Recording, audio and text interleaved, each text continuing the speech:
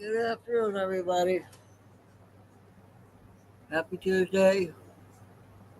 We're having trouble with the Blue Channel, so I think we might as well just get everybody used to coming here.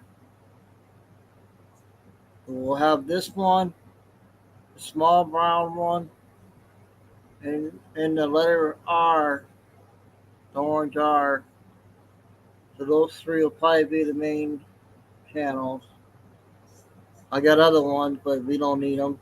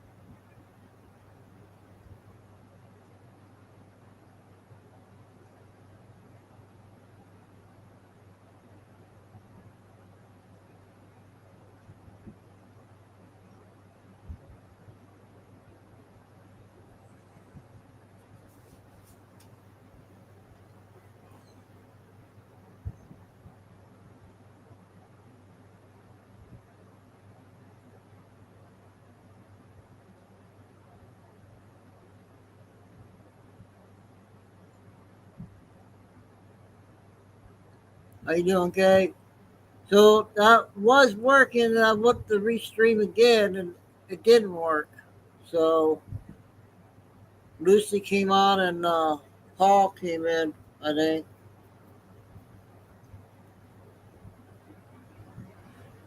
let's just stay here, I guess.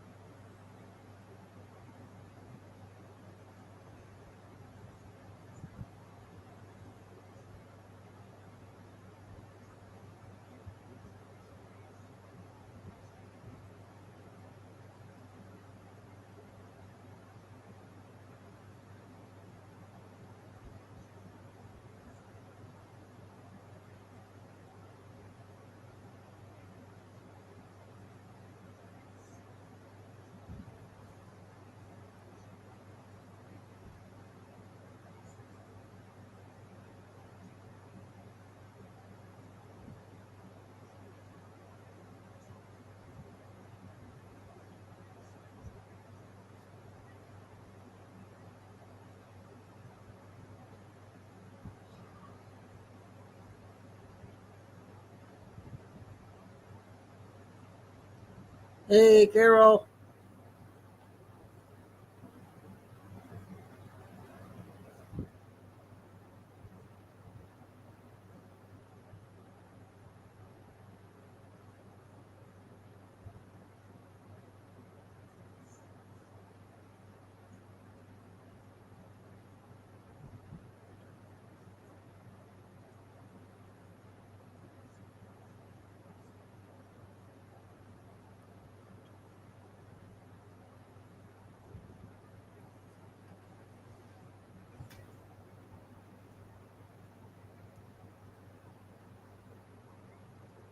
Oh, good, Joanna.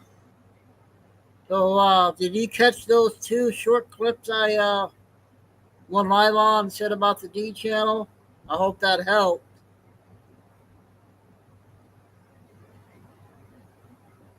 Hopefully that will help.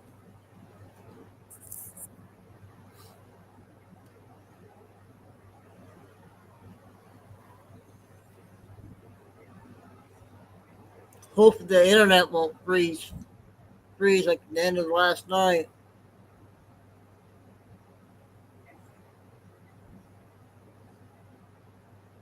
Chico trying to stay cool. It's a hot one. Laying on the couch, no, laying on his bed where he's comfortable with.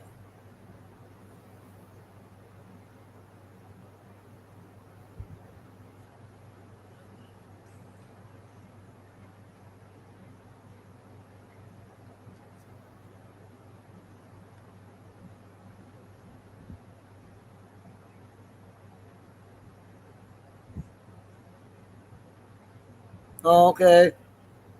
Oh, but so you got a notification on the D channel? That's good then. Notification worked. Oh, Flying Eagle found me. Cool. I hope those short clips I just went on helped you get to the D channel.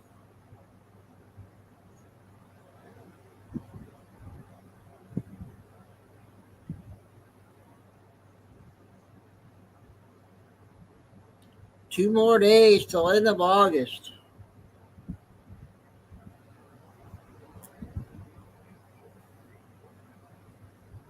Yeah, the settings on the one that we normally doing is all messed up.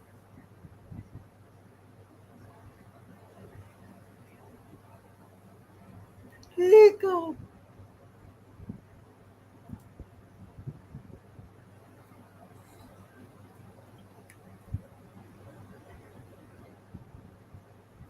Another shooting this afternoon in Indianapolis.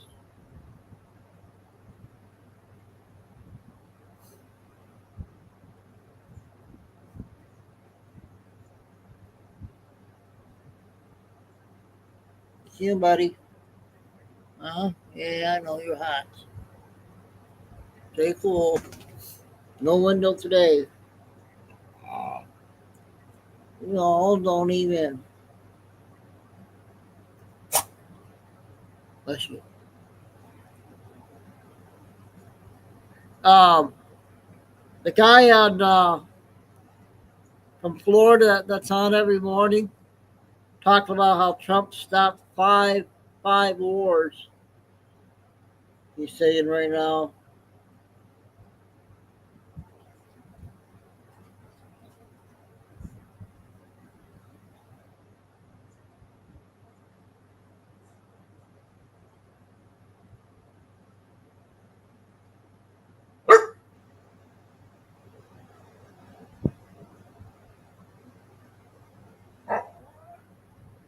What's your problem?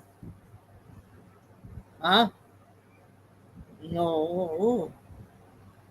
Oh. Oh. I know what you want.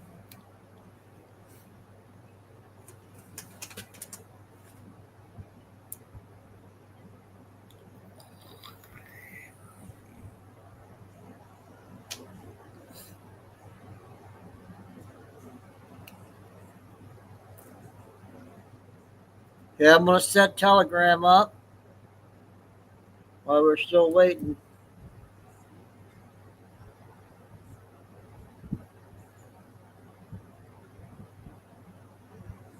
It's still up.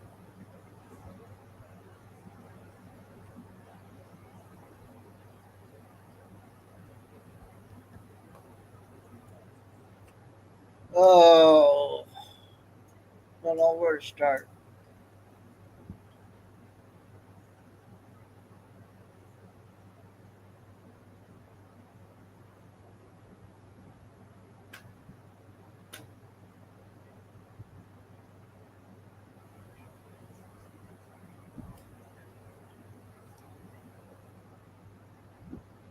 So we'll start on.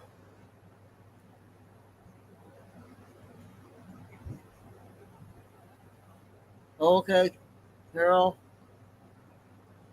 Um, we'll do the short clips and get everybody in here, and then we'll do Billy Bean, and then another Death Clock lady that she has another one out. What? One more.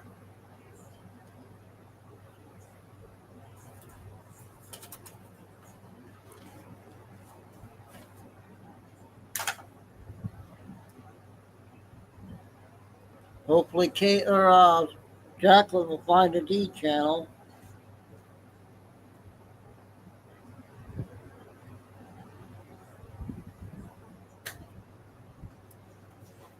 So we'll do the short 15-minute or the for 15 minutes. We'll do the short clips.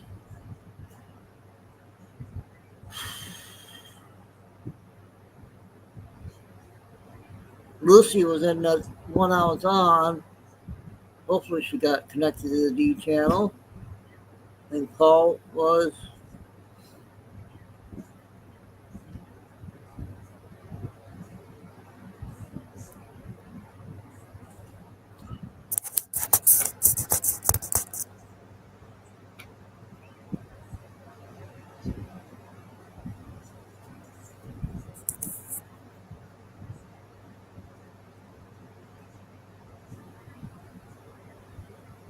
No more.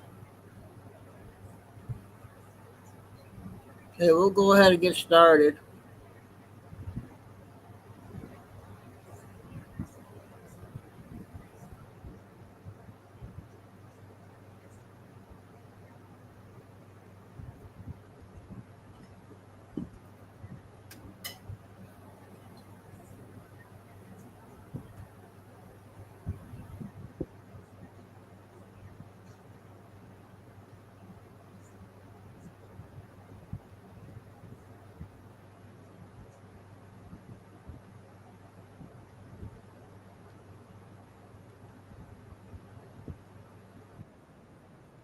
Hundreds of police officers out here. Now, they have pushed us back from the scene. We were across the street at East 50th and Park Avenue. Now they've pushed us on the other side of the street. Now, they have cordoned off, it seems to be like a 4-block area from 50th going up to 53rd and from Madison going down to Lexington. So they are not letting people walk up and down the side streets. I saw SWAT teams arrive here. When we pulled up, it was about, say, 20 minutes ago. We have emergency services, emergency service unit. That is the SWAT team. Them showing up. We're talking about the trained officers that carry the long guns that you have seen so many different times, especially in incidents where we have been doing stories on possible terror attacks. The sirens are going off like crazy here. I mean, cop cars just keep arriving, undercover cars, regular NYPD cruisers. There is management here from all different levels from the NYPD. And from what we are hearing, there is still an active shooter situation.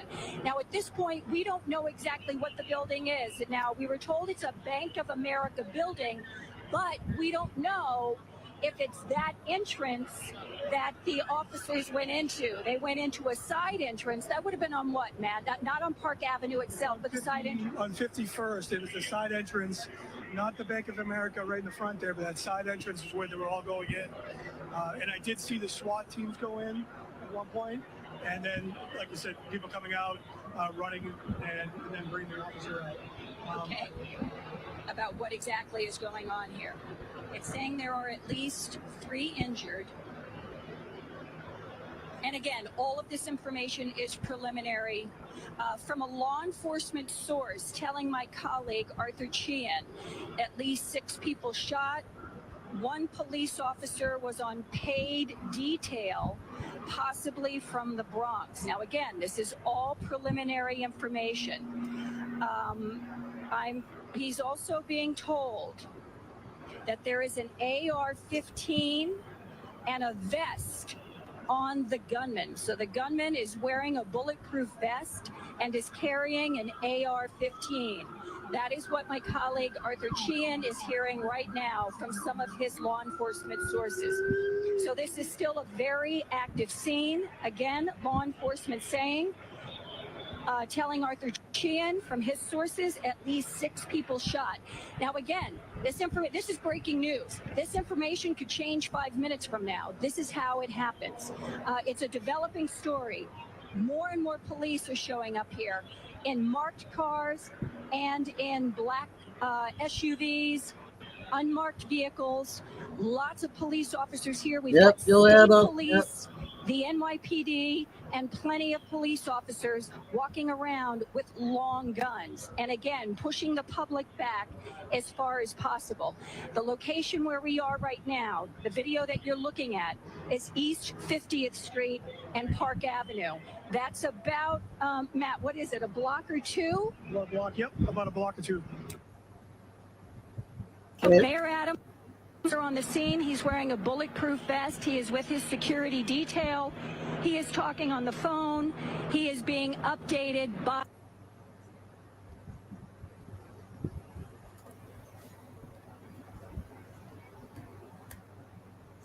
That was from yesterday, and I got one other one I'll share real quick.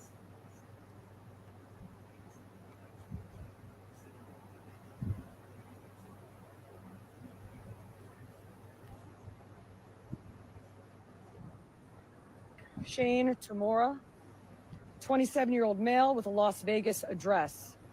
The vehicle he exited is registered in Nevada to Mr. Tamora. Inside of that vehicle, officers found a rifle case with rounds, a loaded revolver, ammunition, and magazines, a backpack, and medication prescribed to Mr. Tamora. The vehicle was searched by our bomb squad and found to be clear of any explosives. The initial investigation shows that Mr. Tamora's vehicle traveled cross-country through Colorado on July 26th, then Nebraska and Iowa on July 27th, and then in Columbia, New Jersey, as recently as 4:24 p.m. today. The vehicle entered New York City shortly thereafter. According to our law enforcement partners in Las Vegas, Mr. Tamora has a documented mental health history. His motives are still under investigation, and we are working to understand why he targeted this particular location. All right, got those two out.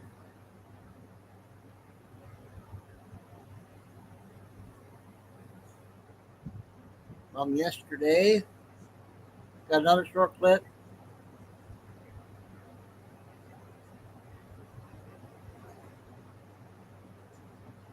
Watermelon.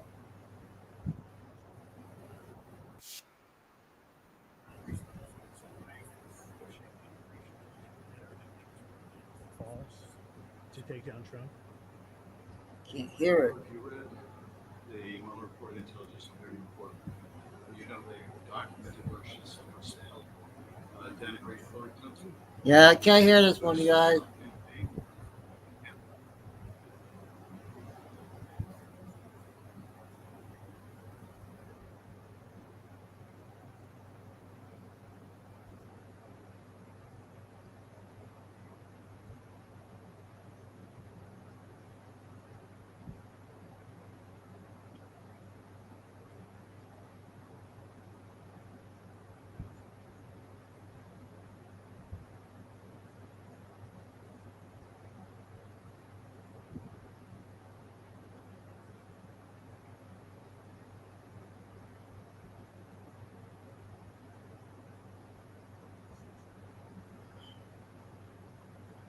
Hang on.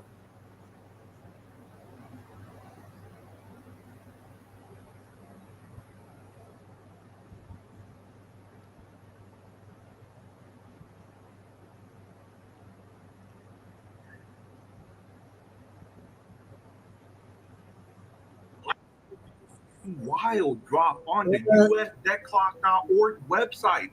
They updated their secret window yet again. And boom, the golden chest is back. But this time it is glowing center stage, and it comes with a free downloadable PDF called The New Money Revolution. They're literally telling you to download the blueprint. And the headline says it all, a golden age. Now, here's what gives me chills is that we've actually seen that chest before. Back on November 17th, 2024, the US debt clock came out with this secret image. Same gold, same glow. But back then, there were no guide, no download, no explanation. Just a map of the US lit with gold on the left and quantum energy on the east, and underneath the U.S. national debt clock is zeroed out. They were hinting at the reset, but now they have finally given us the roadmap in that PDF. But here is where it gets crazier. On the same day that the USDebtClock.org released that golden chest with the guide, Fuzzy Bear drops this image. A rainbow, a pot of gold, and inside, XRP coins made of gold. Look, I've been following this bear for a long time. This is the first time I have ever seen him reference XRP as literal gold. He captioned the post, "It is foresight." Nah, bro, this feels like prophecy. And let's rewind for a second. Back on July 4th, Fuzzy Bear posted this image with the caption, "Join the revolution." Bro, that wasn't just a clever meme. It was a signal, because look exactly what dropped that same exact day. The US debt clock dropped its most aggressive image. A full-on declaration of independence from the Federal Reserves, calling them a banking cartel, accusing them of counterfeiting, laundering, and having no actual reserves. They called for a sovereign wealth reserve owned by we the people. It's not fiction. It is all playing out right in front of our very eyes. And now everything is converging. Join the revolution, rainbow, and golden XRP. It's almost like Fuzzy Bear is mirroring the images from the USDebtClock.org, but through memes and symbolism. And if you all have been paying attention to Fuzzy Bear, you all know that he has always been ahead of the curve and warning us for what is to come.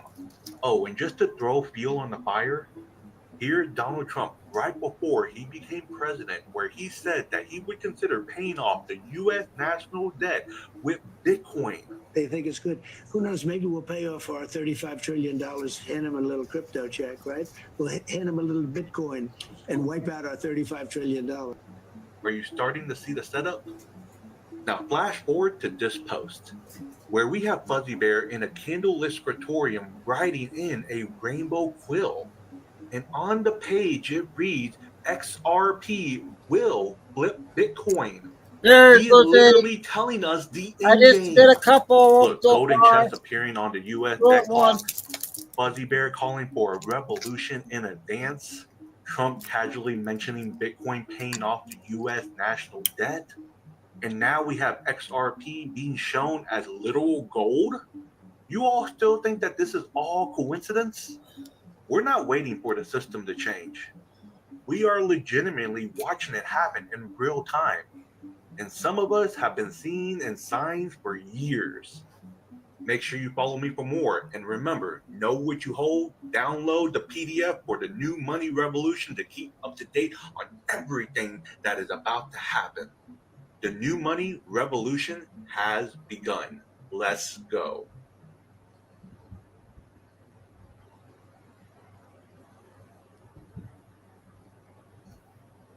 Okay, we got 2 short clips in. We got a Billy Bean we'll be playing here shortly. I want to play the Debt Clock Lady and then Kay's favorite.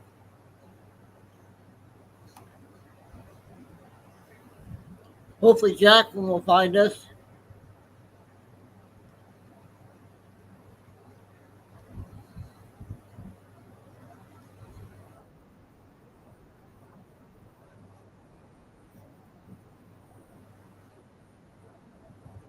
You guys.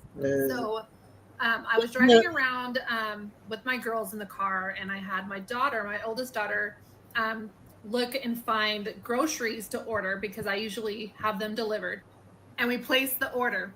But before I get further into the story, I have to let you guys know that earlier today, I was praying like so hard because I've been kind of questioning the content. I'm like, am I guiding people in the right direction with some of the biblical prophecy and the tribulation period and Christ coming again, because everybody's kind of calculating that it should happen in September.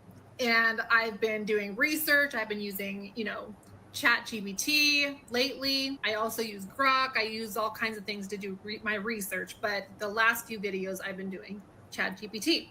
So ChatGPT has been doing some weird things. Like the last few days, it's been giving me answers that I've been making my content with. But then when I researched on it today, it was giving me the opposite answers that it was telling me the last 2 days. And I was freaking out. I'm like, oh my gosh, am I giving the right information to my followers, or am I misguiding people? Because that's the last thing I want to do. And so I prayed so hard, you guys. I was praying so hard earlier, asking for confirmation. I needed a sign, like an unmistakable sign, something that I cannot refuse.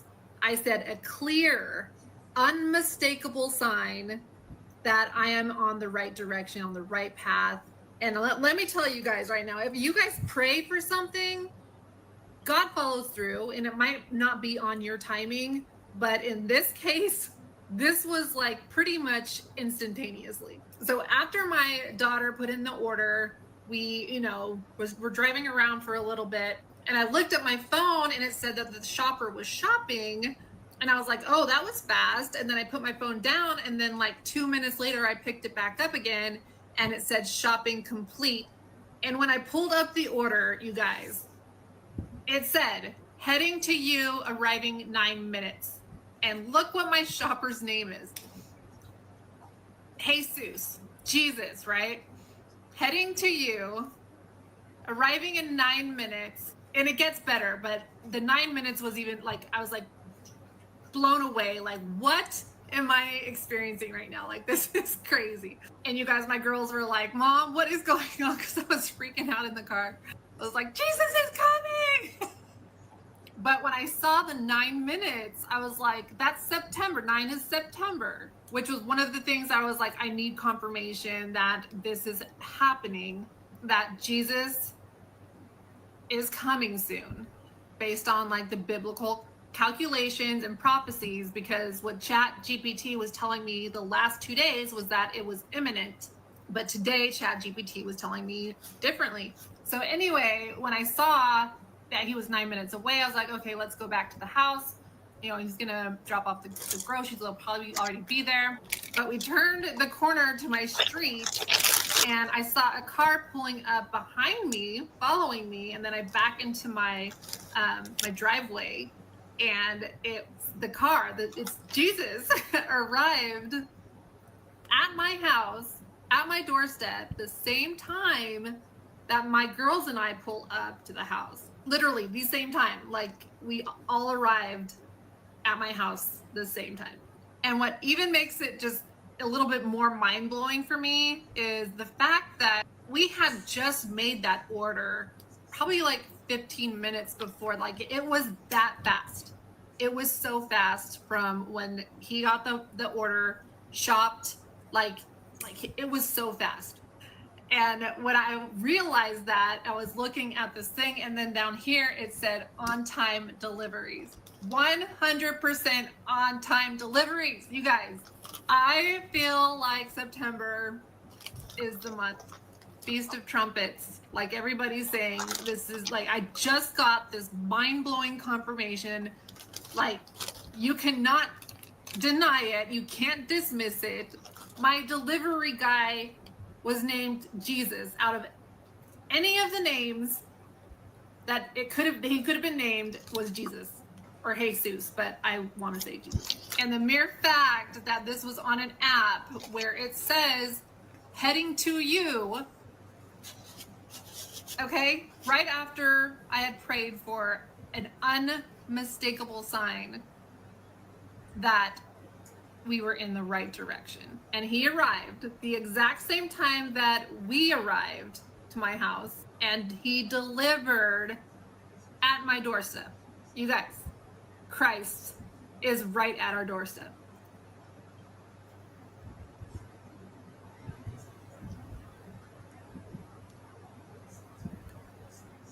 Wow, that's a good story. Hopefully she is right, huh? Hopkins go in September.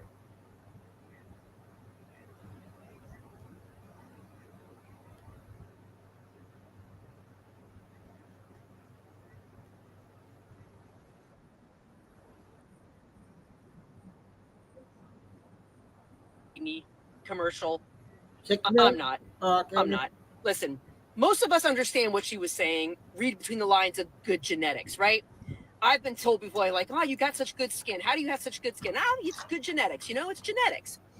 But they are equating this to like a racist thing, like because she's blonde-haired and blue-eyed, that American Eagle must be saying that only blonde-haired and blue-eyed people are good genes. That's what they're equating it to. But we're talking about the left here. If you look at who's offended, it should speak volumes at why they're offended, okay? Because I have personally seen American Eagle do ads with women of color, of plus-size women. I have seen trans women doing it, which all of them were like, you're so brave at that point. But God forbid a blonde-haired, blue-eyed girl does an ad, and now she's being called a schmatzy. American Eagle's being called schmatzies. I even saw a comment going, well, I guess her initials are SS after all. I've seen it all. Now, in fairness, I have seen a couple young girls come out and be like, I think she's talking about being pretty. That's why she has good genetics because she's pretty, which is, of course, what American Eagle is trying to say, right? God forbid they put a blonde-haired, blue-eyed girl on the cover and it's the fucking end of the world right now. And they're equating this to being schmatzies. Oh my God. I'm old enough to remember Guess Jean commercials back in the 90s with Anna Nicole Smith in her heyday, blonde hair, blue eyes, bikini top, skin tight jeans, very over sexualized, and women loved it. Now all of a sudden the feminists are mad because she's being over sexualized. It's just, we are in 2025 where the offended are perpetually offended. And if they can't find something about it to be offended, they're going to find something to be offended about, right? And then everybody else is offended, so we must be offended too. It's like the internet these days. And when one person pounces, then everybody's upset. That's just how we are. But nowhere in their mind are they trying to say, make this a race thing. She's basically stating that she's got good genetics because she's pretty. Because she's pretty. And everybody loves Sydney Sweeney. They thought she was so beautiful. Oh my God, she's so beautiful. Now, because she's saying that she's pretty because she has good genetics, it's turned into a race thing. And they're only saying white people with blonde hair and blue eye are pretty or of value. That's what they're equating it to. Okay? I watched the commercial. I'm just kind of like, okay, it was kind of cheesy. I'll give you that. It was cheesy. I see what they're trying to do. Blonde hair, blue-eyed. I remember the Jessica Simpson with the Dixie car in a little string bikini doing a bat, and everyone loved it. She couldn't do that shit nowadays. Everyone would fucking throw a hissy fit about it. But most people could look at that and go, she means she's pretty. She has good genetics because she's pretty. But we are living in a world where the left is perpetually offended over something, and they're going to be outraged over something. So most of us will look at this and go, okay, it was kind of a cheesy ad, but to equate it to Sydney Sweeney being a schmatzy and American Eagle promoting schmatzinism is just, it's the left. It's the left. That's who's offended. If you look at who's offended, it will all make sense. Okay? So you're right. It's a beautiful, young, beautiful girl who's very popular right now, selling jeans to younger women, to a company who has put up a platform of people in their ads. But nope, the blonde-haired, blue-eyed girl is, that's it. It's schmatzinism and it's all of that. It's just sad to me because, again, look who's offended. Look who's offended by it. I saw it. I don't really shop at American Eagle. I'm a little past my age to be shopping at American Eagle, but I thought the ad was corny. But did I equate it to them trying to say that one race is the only race and the best race? Of course not. Sydney Sweeney is talking about being pretty through good genetics. Has nothing to do with her fucking skin color or eye color. But that is what they are upset about. So, yeah, I don't get it. It's just, they'll cheer for a man selling women's clothing, no problem. But God forbid a blonde-haired, blue-eyed girl get up there and say she has good genetics because she's pretty from good genetics, and it's the end of the world. Because that's what it's all about. They're equating it to race. Because supposedly in their mind, American Eagle putting a blonde-haired, blue-eyed girl and saying she's got good genes, which is an old saying, a common saying. I mean, it's automatically racism and schmatzinism. That's where they're equating it to. I'm just explaining it to you because I'm sure there's going to be 1,000 of them in my comment section being like, oh my God. It's the same people. So if you look at who's mad, it should make perfect sense on why they're mad. It's just something else to be outraged about this week. And this is the latest one. I think Sydney Sweeney's beautiful. I mean, the same way I think Naomi Campbell is beautiful. Like, I don't look at things, everything has to be racist or someone marginalized not being supported. I don't look at things that way. I can look at an ad and go, and keep scrolling. But, you know, we are on the internet these days. And if somebody's offended, then we all have to jump on the bandwagon and then everybody's got to be offended. We got to cancel them. You know, it's the whole cancel culture. I don't pay attention to cancel culture. And just for the record, no, I didn't get upset with Bud Light and all that either. I don't care. I don't fucking drink Bud Light. It's piss water. I'm more of a whiskey girl myself. But it's just the offended Olympics. That's where we are. If someone's offended, everyone's offended. And yeah, so that's what they're mad about. Her saying she's got good genes for being pretty is all of a sudden the white people are the only race and all of that. It's just turning into this whole hoopla. Because we are, you know, in 2025, and that's what the internet is these days. But no, I agree with you. It's a pretty girl selling jeans, but little muscle car in the background, good old American ways, you know, the same things that the old jeans companies used to do back in the day. Guess jeans and all the above, right? But so that's what they're mad about. It's, you know, unfortunately, Sydney Sweeney is now being called a schmatzy, and it'll all die down, and next week they will find something else to be perpetually offended about. So, okay, good talk.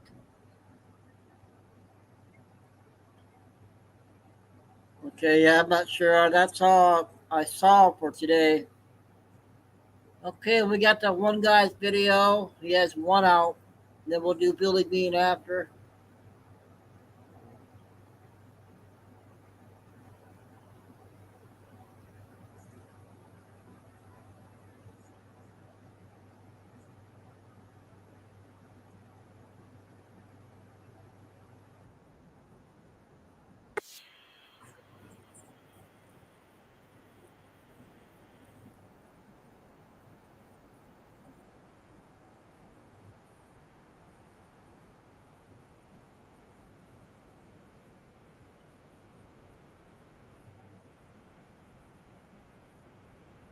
Backlash today. This is just heartbreaking that this is happening to our community again, over and over again. Like, this is not fair. Over and over again, this has been happening. What are we gonna do? Like, this is the only big grocery store in the community. In June, Why the do they company all keep announced it closing? would close 5 Pick and Save grocery stores in the Milwaukee area. 5 stores in including Milwaukee. Glendale, South Milwaukee, and Oak Creek. These places are all shut have down. to leave their house, go all the way over yonder, to go make some groceries when it could be one right here in the community. Tisha Bully White says her family is feeling the toll. She feels the closure will force them to shop at more expensive corner stores and price them out altogether. I do believe and stand with the people behind me that food is a right, and we should have. Well, it's not a right if so many people enter these grocery stores and take things without paying that the stores can't stay open. Just a healthy food. State Senator Dora Drake was present Oh, a during state the rally. senator. There we She go. says she's working with local leaders to find the solution. We can work together. As doors officially How close, about arrest the families criminals? are now left wondering where to go next. Affordable food for our community, food for our families, food, period. How are we going to survive? How are they going to survive? Well, I did a little digging, and apparently the retailer is being accused of racism. This article says there are hundreds of grocery outlets in the Milwaukee region, and the complaint is not that these stores are gone. It's just that the people in the affected neighborhoods don't want to drive a few miles to the next location. What do we want? Justice. It was the last day for the Pick and Save right near 35th and North, one of 5 grocery stores the parent company Kroger is closing in the Milwaukee area. Organizers of today's Place protest done. say It's the not gonna loss reopen. is just another blow to the Metcalf Park neighborhood. The American College of Prosthodontists estimates 36 million Americans alone, just in our country. Thinking about all the closures that's happening. All so this the is one closures. store to close. Walgreens is closing as well. Oh, Walgreens. We have clinics closing. So now we have to go Clinics. way outside of our immediate area Everything's to get the things leaving. that we need to live a whole and full, thriving life. Now, here's a look at the 5 locations that are Look at that. being closed in Milwaukee, Glendale, That's South crazy. Milwaukee, and Oak Creek. Pick and Save is offering resources to affected customers at the Metcalf Park and Silver Spring locations. Those resources include free prescription deliveries for the rest of the year and a free 30-day grocery delivery trial. Okay, so they'll bring you the food. But apparently Walgreens is pulling out of this neighborhood as well. Wisconsin are closing their doors. Now, those include the stores at 76th Street on Milwaukee's north side and on Memorial Drive in Racine. Meanwhile, a third location in downtown Milwaukee is changing operations.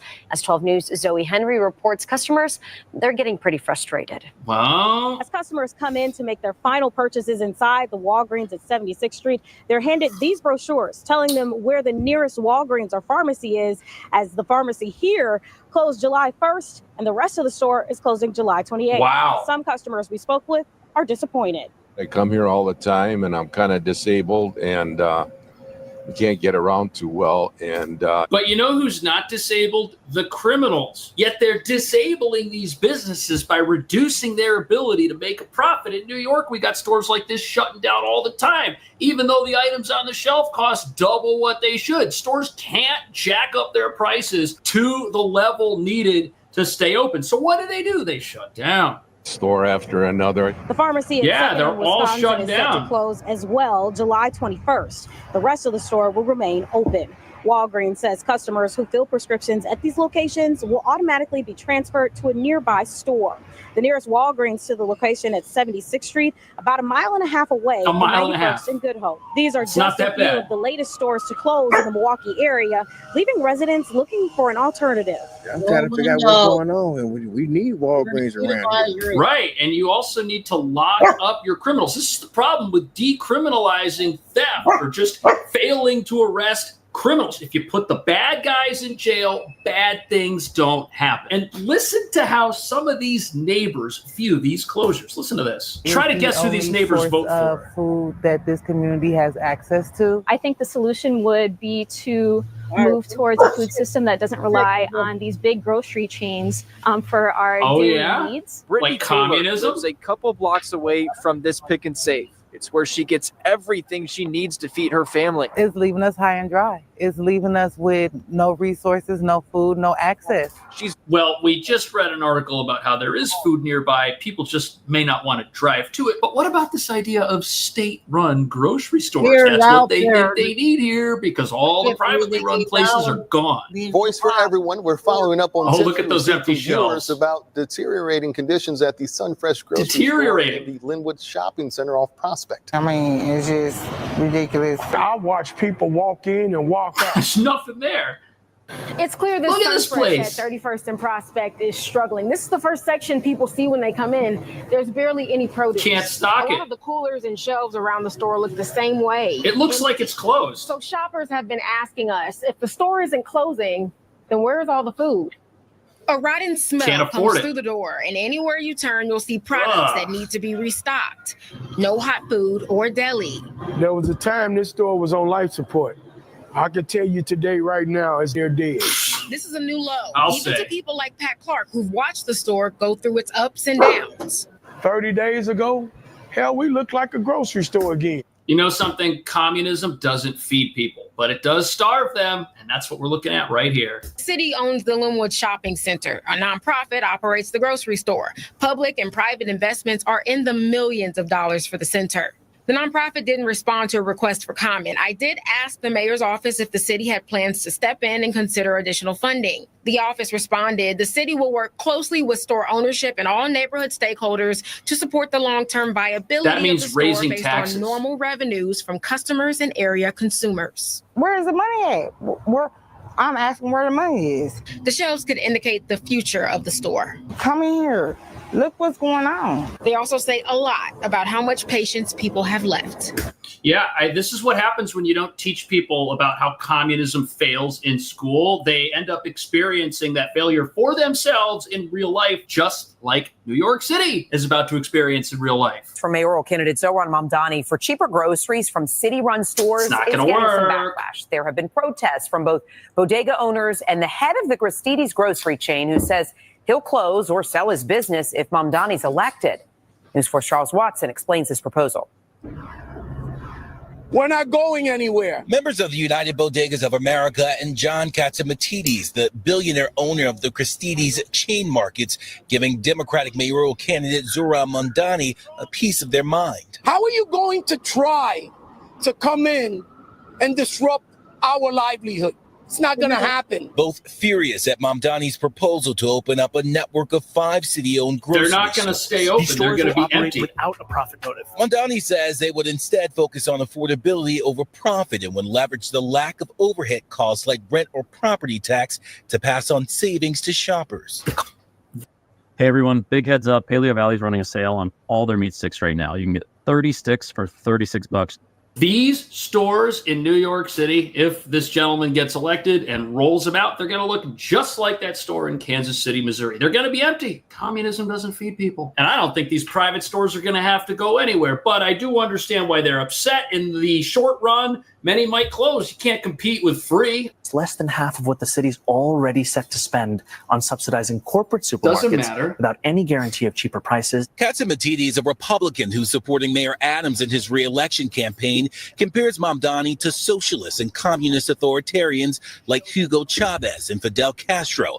Oh yeah, they know how to feed people, don't they? The Castros and employees, but when asked to explain how, he struggles to give specifics. Can you speak more specifically to how they will harm your stores and others in New York City? Let me tell you something.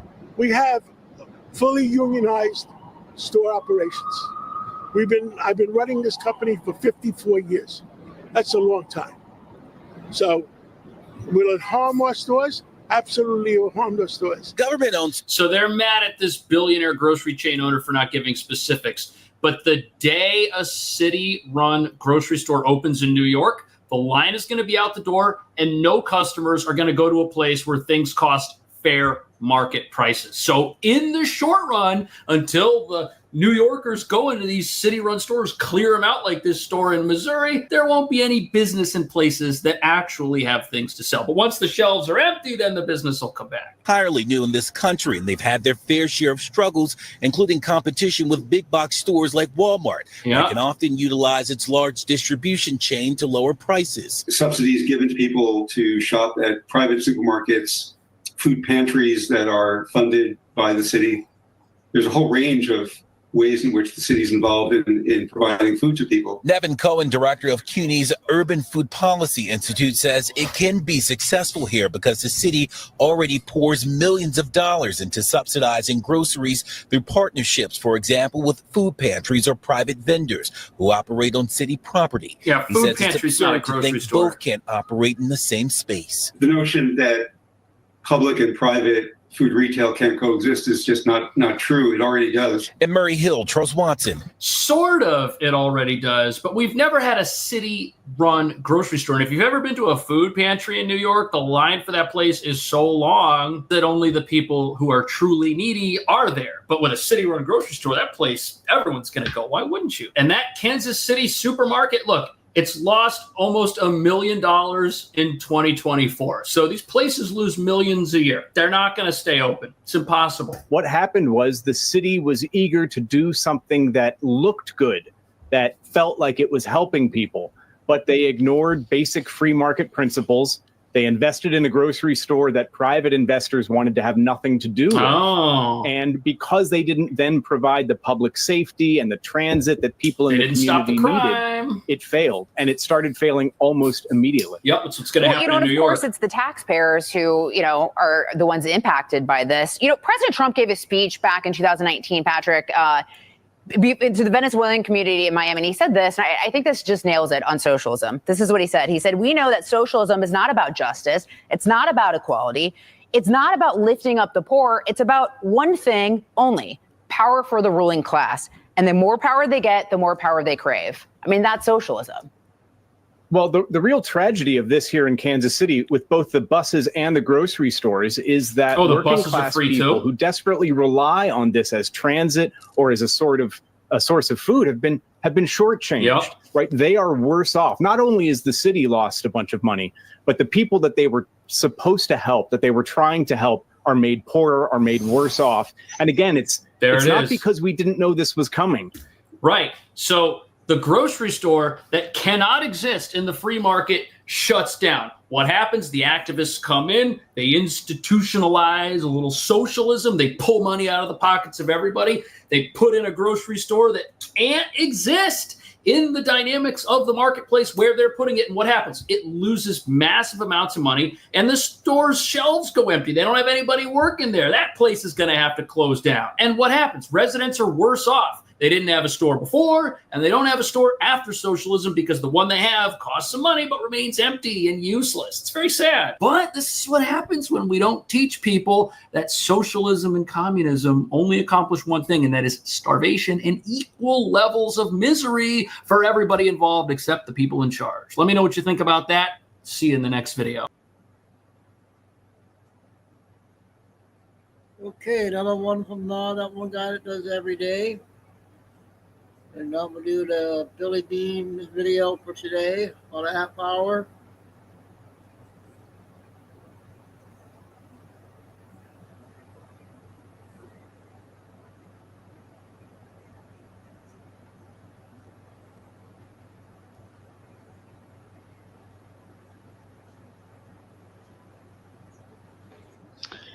Welcome to Truth by Billy Bean. Today's date, July time in Texas, about 8 a.m. I've been off the air for a few days due to some plumbing issues in my computer room. We only got 4 people in Bailing here? water is not fun. No. But let's get started today. Some of the sources I'll use are Pastor Paul Begley, Mike from Around the World, BP Earthwatch, Redacted, Prometheus Updates. Some of the things we'll cover: a shooter in New York City, Galactic Federation, President Trump in Scotland, and the UK equals the New World Order. So let's get started. We have quiet and space weather. I understand there's a large coronal hole on the sun turning to face Earth in about 10 days. Everybody. That is so large, it's changing the vibration of the sun. So in 10 days, we'll see how that will affect the Earth. We have in Texas and much of the U.S. Continuing heat dome with some boundary thunderstorms coming. We also have an unusual cooling wave coming to Texas and much of the U.S. in a few days that will cool us down. Maybe in Texas, we're at the hundreds, down to like the high 80s. So we'll take the break from the sun. You get that and we have this. I have a Patriot subscriber. It's talking about Mike from Around the World.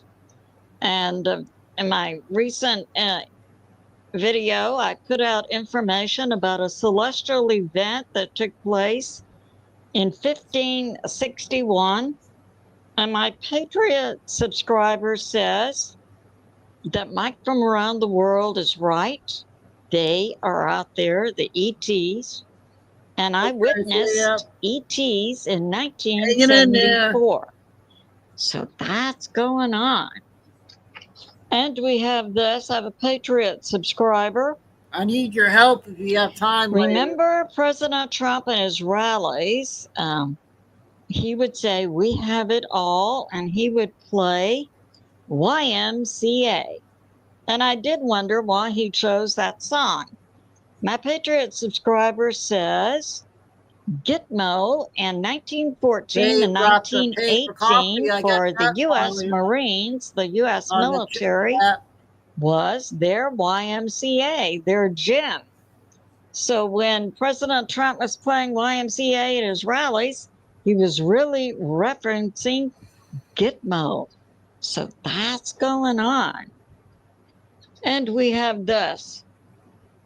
So we have from Redacted, did an interview with a whistleblower from the CIA, James Martinez. And he was talking about CIA whistleblower. And he was talking about in the 1980s, 90s, the CIA was engaged in fake ET abductions, and they were using individuals in their MK Ultra programs. That's where the CIA engages in torture and drugs and whatever to gain mind control. And then they usually take these individuals very young and then use them as operatives. So, yeah, we have a CIA whistleblower coming out and making that determination, and also talking about Palantir as being part, he calls it an extinction level event. What he's talking about is certain technologies taking over humans, like being chipped and having brain implants and becoming cyborgs. Yes, the technology does exist for that. But this individual is putting forth that the CIA, and I believe certain individuals with the CIA would be involved in that. Now, he's putting forth also that RFK Jr.'s father, Bobby Kennedy, so we know JFK was assassinated, the CIA was involved. And then about 5 years later, his brother, Bobby Kennedy, was running for president. This is in the 60s. He was also assassinated. New information is coming out that Bobby Kennedy was taken out by a directed energy weapon put in place by the CIA. So that's going on. We see a lot of truth coming out. We have this. So I believe we had a shooting last night in New York City. I believe this person was a product of the CIA MK Ultra program. He fits the profile to a T. He was in his 30s, Middle Eastern, allegedly, but his name is coming out to be Shane D. Takmara, which sounds Asian to me. He's being put forth as Middle Eastern. He was at 52nd and Park Avenue last night in New York City in front of the Black Rock building. I saw a picture of him. It appeared that he was carrying, he had on armor. He was carrying an AK-47. He opened fire on NYPD. He killed 2 New York City police officers. He killed also, I believe, 2 civilians and wounded 6 other people. And he went finally inside the building and killed himself. So that is how that fits the profile of the MK Ultra triggered individuals who engage in mass shootings. It's usually a single shooter, and they always neutralize themselves. Now, apparently, the CIA playbook is getting a little bit more aware that American citizens are catching on to their playbook, because they didn't immediately, within 5 minutes of the shooting, come out and say, oh, and we have his manifesto, and here's what he's saying on social media platforms, and so on. I guess they're becoming aware that American citizens see right through that. Now, our hearts, thoughts, and prayers do go out to the rural families of these 2 New York City police officers and the civilians who were killed by the CIA, most likely a CIA operative. What was the purpose for the shooting in front of the BlackRock building? Now, BlackRock is a deep state multinational corporation. So we'll have to wait and see if there are strings or from this event that appear to tie together to give us more information. So that's going on. Now we have this from Red Wave News. President Trump working with the FBI, and there are some good people with the CIA and the FBI, but many evil. President Trump worked with some good FBI to take down 4 dark web sites that were engaged in child pornography and showing child torture and so on. And 16 people, as a result, have been arrested.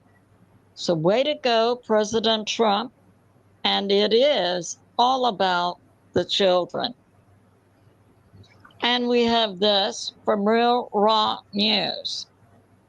Talking about Congress, President Trump, after the catastrophic, unnatural flash floods in Texas, where we had a dry creek bed go from dry and in 30 minutes go to 26 to 30 feet tall with a wave of water, unnatural.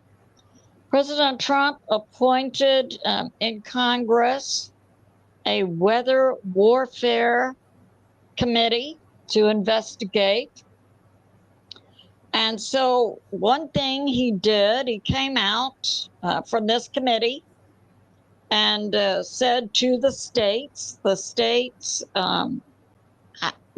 have much power in different areas. The states control the airports in their states. So President Trump, through his Congressional Weather Warfare Committee, said to the states, it would be good if you take action at your airports to note and watch for suspicious activity of individuals who could be engaged in weather warfare. Now, Texas is complying. California is not. So it goes by politics. And we have this under the Genius Bill. We have that from now on, we know we have illegals working inside the U.S. who send money out of the U.S. to foreign nations. Now, this money will be tracked and will be taxed by the U.S. government at 3.5% tax. Mexico is furious. And now we have this. We have, yes, so President Trump talking about weather warfare and other events going on in our nation with President Trump's different groups inside intel agencies plus the U.S. military to take down illegals and to take down deep state operations. Says to expect widespread outages. And also information is coming out. We know under, I think that was the Genius Act, we had information about a coin, a U.S. coin. Another name is being given to it, Patriot Coin, to be used in the U.S. Based on gold assets, and it will bypass the SWIFT and the International Monetary Fund and international banks. So that's going on. President Trump is moving the U.S. into a new period of prosperity. Way to go, President Trump. We have this from Prepper News, yes. A few days ago, there was a widespread global outage of Starlink, which could be tied to President Trump, the White Hats, and I believe God is instrumental in this, in taking down the deep state. We had that information, expect widespread outages, and then about that same time, we had a global Starlink outage that lasted, I think, for about up to 12 hours. So that's going on. But information is coming out that Starlink, which we know is integrated with AI, AI would have detected scalar wave weapons over Chicago and New York City.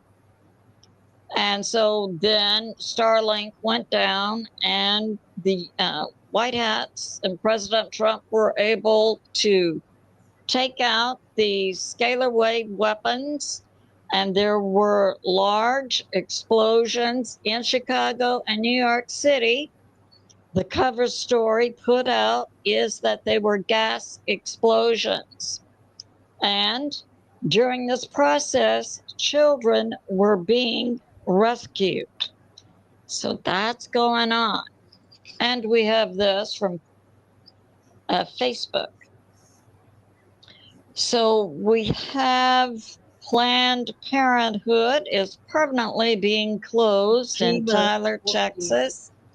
That's great to know. And we have Secretary of State Marco Rubio is investigating Harvard's visa program. We know that many colleges and universities use, they're paid off, and they use their visa program for college students to actually bring in international spies. And we have a new poll that voters reject the Dems' extremism and describe the Dems as being off the rails, with an example being, excuse me, the Dem mayor candidate in New York City, Zohran Mamdani. The voters, the Dem voters even in New York City, are rejecting him. So we have this now coming out. So we have something going on in space that's peculiar. So we have Earth,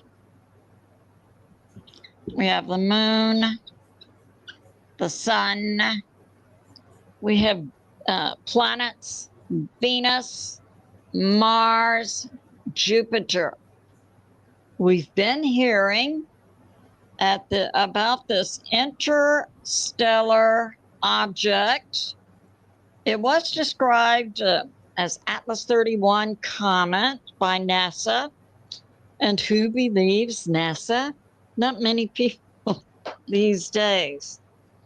So BP Earthwatch had come out and said he didn't think it was a comet because it didn't have a tail, and that likely it's an asteroid. Now we had Avi Loeb. He's a Harvard astrophysicist who said it was an ET ship. And now we have Mike from around the world also saying it's an ET ship. And talking about, of all things, I'm hearing this from Avi Lowe, from BP Earthwatch, from Mike from around the world, from Dr. Michael Sala, and so on, talking about the Galactic Federation. Okay, I got this to say. I would like to have a definition of what is the Galactic Federation, who's operating this, how does the Earth interact with this, where is it located, and so on. Now, I do know a few things about Galactic Federation.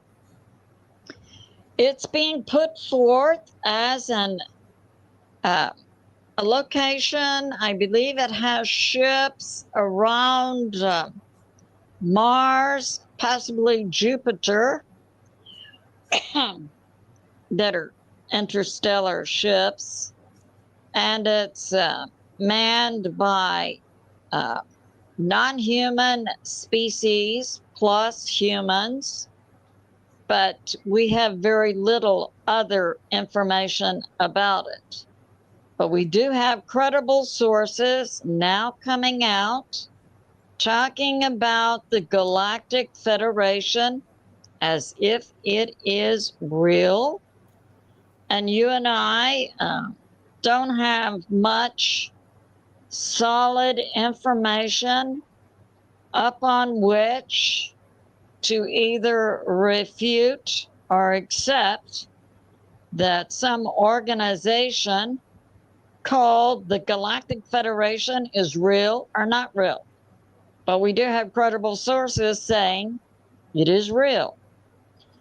Now we have this coming out from Mike from around the world that from Earth into space, no space activity takes place without the permission of the Galactic Federation, and all space activity from the Earth is also requires an escort, for which the nation of Russia provides escorts. That comes from Mike from around the world. He put out a program published on Daily Excellence, I believe in 2024. Stephen Banoon recently went over it and put it on YouTube. So I'll list that for you so you can listen to it. So we have this. Now, BP Earthwatch puts out that the interstellar object does appear to be under intelligent control and does appear, so that would mean it's not a comet and not a asteroid. It's actually a spaceship, because it's putting forth indications that it can turn on and turn off and engage in anti-gravity force. So that would indicate it's under intelligent control. So BP Earthwatch puts forth puts forth anti-gravity acceleration, and that it will not be seen from Earth until November to December of 2025. Right now, it's this interstellar object is passing close to Venus, Mars, and Jupiter. But I put this forth as something we need to be thinking about and to investigate. Galactic Federation.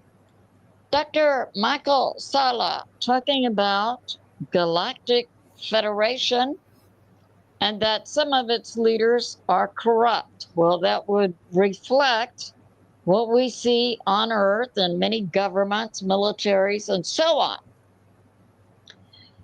Yeah, so that's going on. And now we have this. So we have also an update from a good source, Prometheus Updates. And we'll talk about a little politics, because that's what we're engaging in right now, isn't it? Deep state, I describe as being the fallen angels and their offspring, the Nephilim. And we also have the New World Order. One representative would be Soros. And now Prometheus Updates is putting forth much information to describe the New World Order as being equal to or put in place by the UK. Now we know the UK is the financial center of the New World Order in a section of London called the City of London. So we know that's going on. We know that to be factual. So Prometheus Updates is talking about much of this information. We're seeing DNI, Tulsi Gabbard, put forth about Obama and HRC and Obama's cabinet and so on.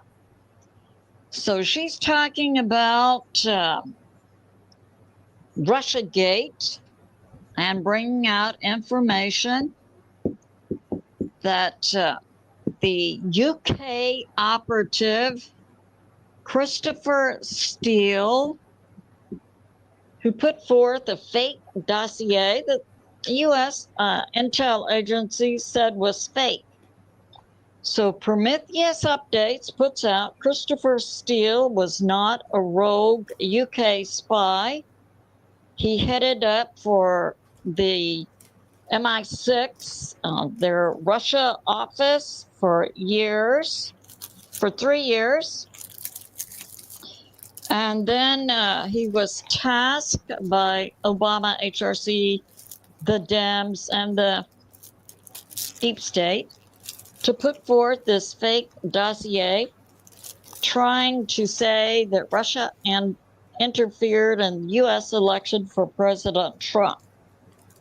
So that's going on. Steele's expertise was engaging in info wars to control fake information, lies to target politicians. The money for the Steele dossier and for other activities taken by the UK against America and President Trump came from NATO, the US State Department, and the UK. And that Brennan, part of Obama's cabinet, was deeply involved with the UK, MI6, and NATO's efforts to take President Trump down. And Gina Haspel. Now, Gina Haspel was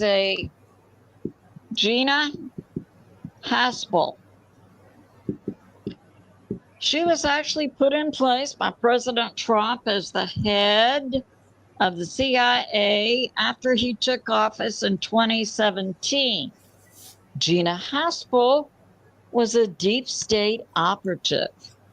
And in 2020, the 2020 election, Gina Haspel was shot in a shootout that took place at a CIA location in Berlin, Germany.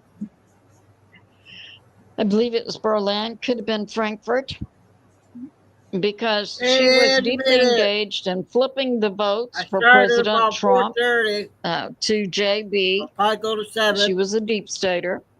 Having trouble. There was a shootout at the CIA location in Germany in November of 2020, where servers were actively engaged in flipping the votes from President Trump to JB. Start over with Dilly. There was a shootout between the CIA and the U.S. military. Sadly, 6 U.S. military soldiers were killed. Gina Haspel was also shot, but she was patched up and taken to Gitmo. So that's going on. So when you hear the name Gina Haspel, now you have a little more background. And President Trump is trying to right the ship of America, beginning with prosperity and truth. So we know the tariffs are part of his program to do that. Now, part of the tariff program also, as he's negotiating with individual nations, part of his plan is designed to take down the UK New World Order. One way is financially. So that's going on. And now I'd like to end with this. Two little boys were at a wedding, and one little boy said, "How many wives can a man have?" And the other little boy said, 16. For better, for worse, for richer, for poorer, so we're going to and so on. The main one for a while. So it's good to be in prayer for America, President Trump, the U.S. military, and world peace. I love you, and I'll see you soon.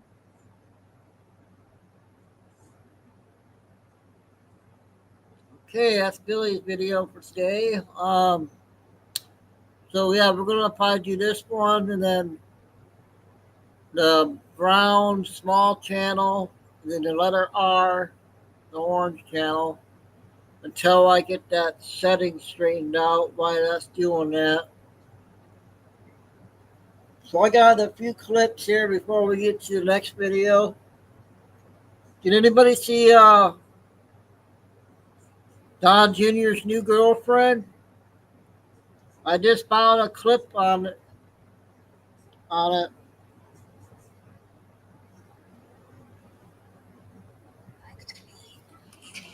like to be different. I think unique is very rare to find nowadays. That's Don's new girlfriend.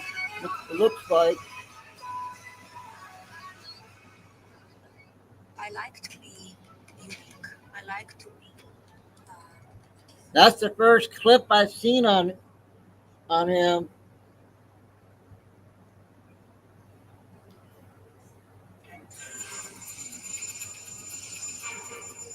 Coming off the helicopter.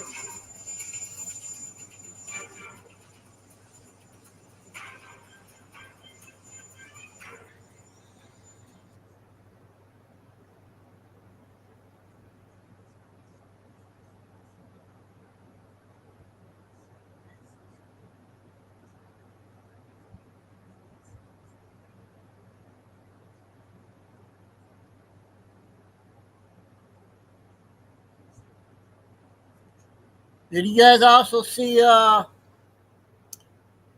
5-minute clip of Trump interview? We'll play that. That's 5 minutes.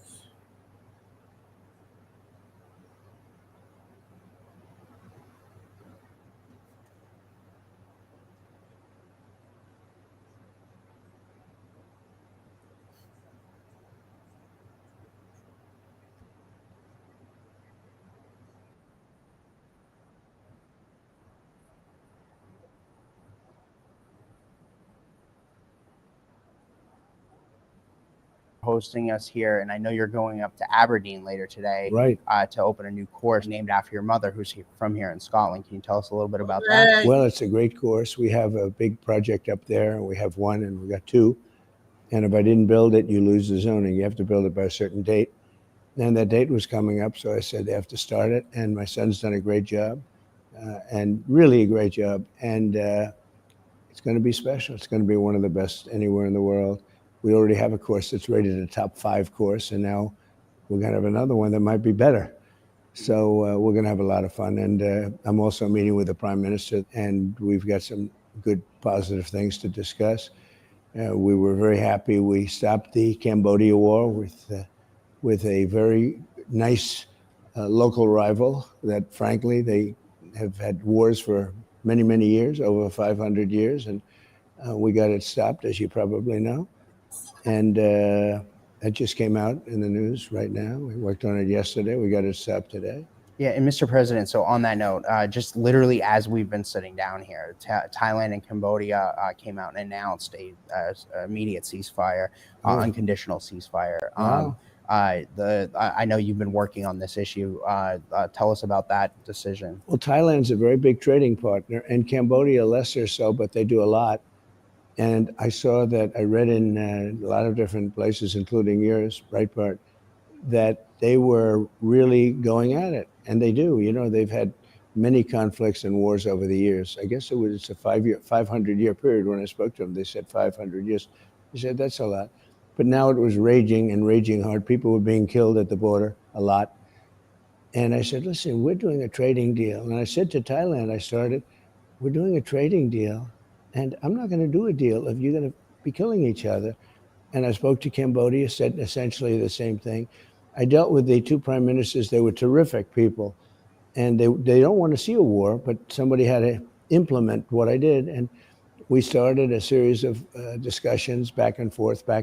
And within less than a day, we have it settled. And I guess now, based on what you're saying, they've just said we're going to have peace. That's great. Millions of people are going to be saved. You know, those wars turn out to be a disaster. Millions of people get killed. And it's total disruption. It takes them 40 years to recover. And we were able to stop it before it really started. Although, you know, a lot of people have already been killed. This is hardly the only deal that you've accomplished on this trip. Yet just last night you announced, I think, the biggest trade deal in the world right now between the United States and the European Union. Those are Ursula von der Leyen's words, not mine. But tell us about the EU trade deal. This is big. I dealt with Ursula. We dealt with the countries, and this has been going on for a couple of months. And you know, when it started, I didn't think we were going to make a deal. We were way off, and which would have been bad, even in terms of unity for the world. It would have been bad because, as you know, many countries are in the European Union: so Germany, France, Spain, and you know, just a lot of very good countries and very powerful, very big countries. So we were able to do it. We settled and helped. I think we made a great deal with NATO a month ago, where NATO is going to pay 5%. Nobody saw that coming. Nobody thought that was even possible. And got along great. And I think that helped this. I've developed a very good relationship with Ursula, and we made a deal where they're going to buy, you know, billions and billions of dollars worth of our product and our energy. They've opened up the entire European Union for free trade, which is something that nobody thought could happen, so that our countries can now go in there and compete, which is a big, you know, it's one of the biggest markets. Might be the biggest market, somebody said, but it's right up there when you add the countries, all of those countries together. And we have the right to work there. We don't pay tariffs, and they will be. We're bringing the tariffs for them to 15%. They're going to buy $600 billion worth of our military equipment. They're going to buy hundreds of billions of dollars of other equipment and $750 billion worth of energy. And it's a great deal for both. I think Europe's going to be very happy with it. They seem to be very happy, and the market's doing good.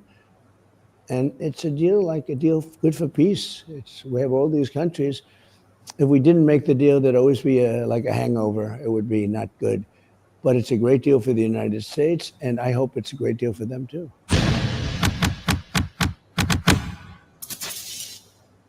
Hey, Chris, you found the D channel.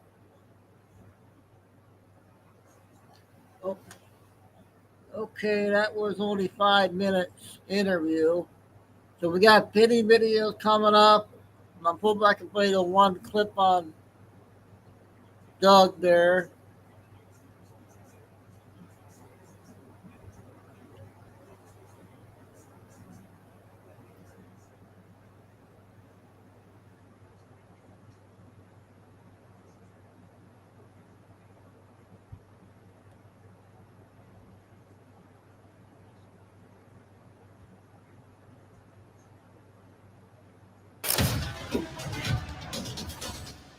What's up, guys? It's Benny. Absolute chaos in downtown Manhattan as a gunman rampages through some of the most expensive and prestigious zip codes and building addresses on Earth, injuring many. He was wearing a flak jacket, sunglasses, and had a rifle with him.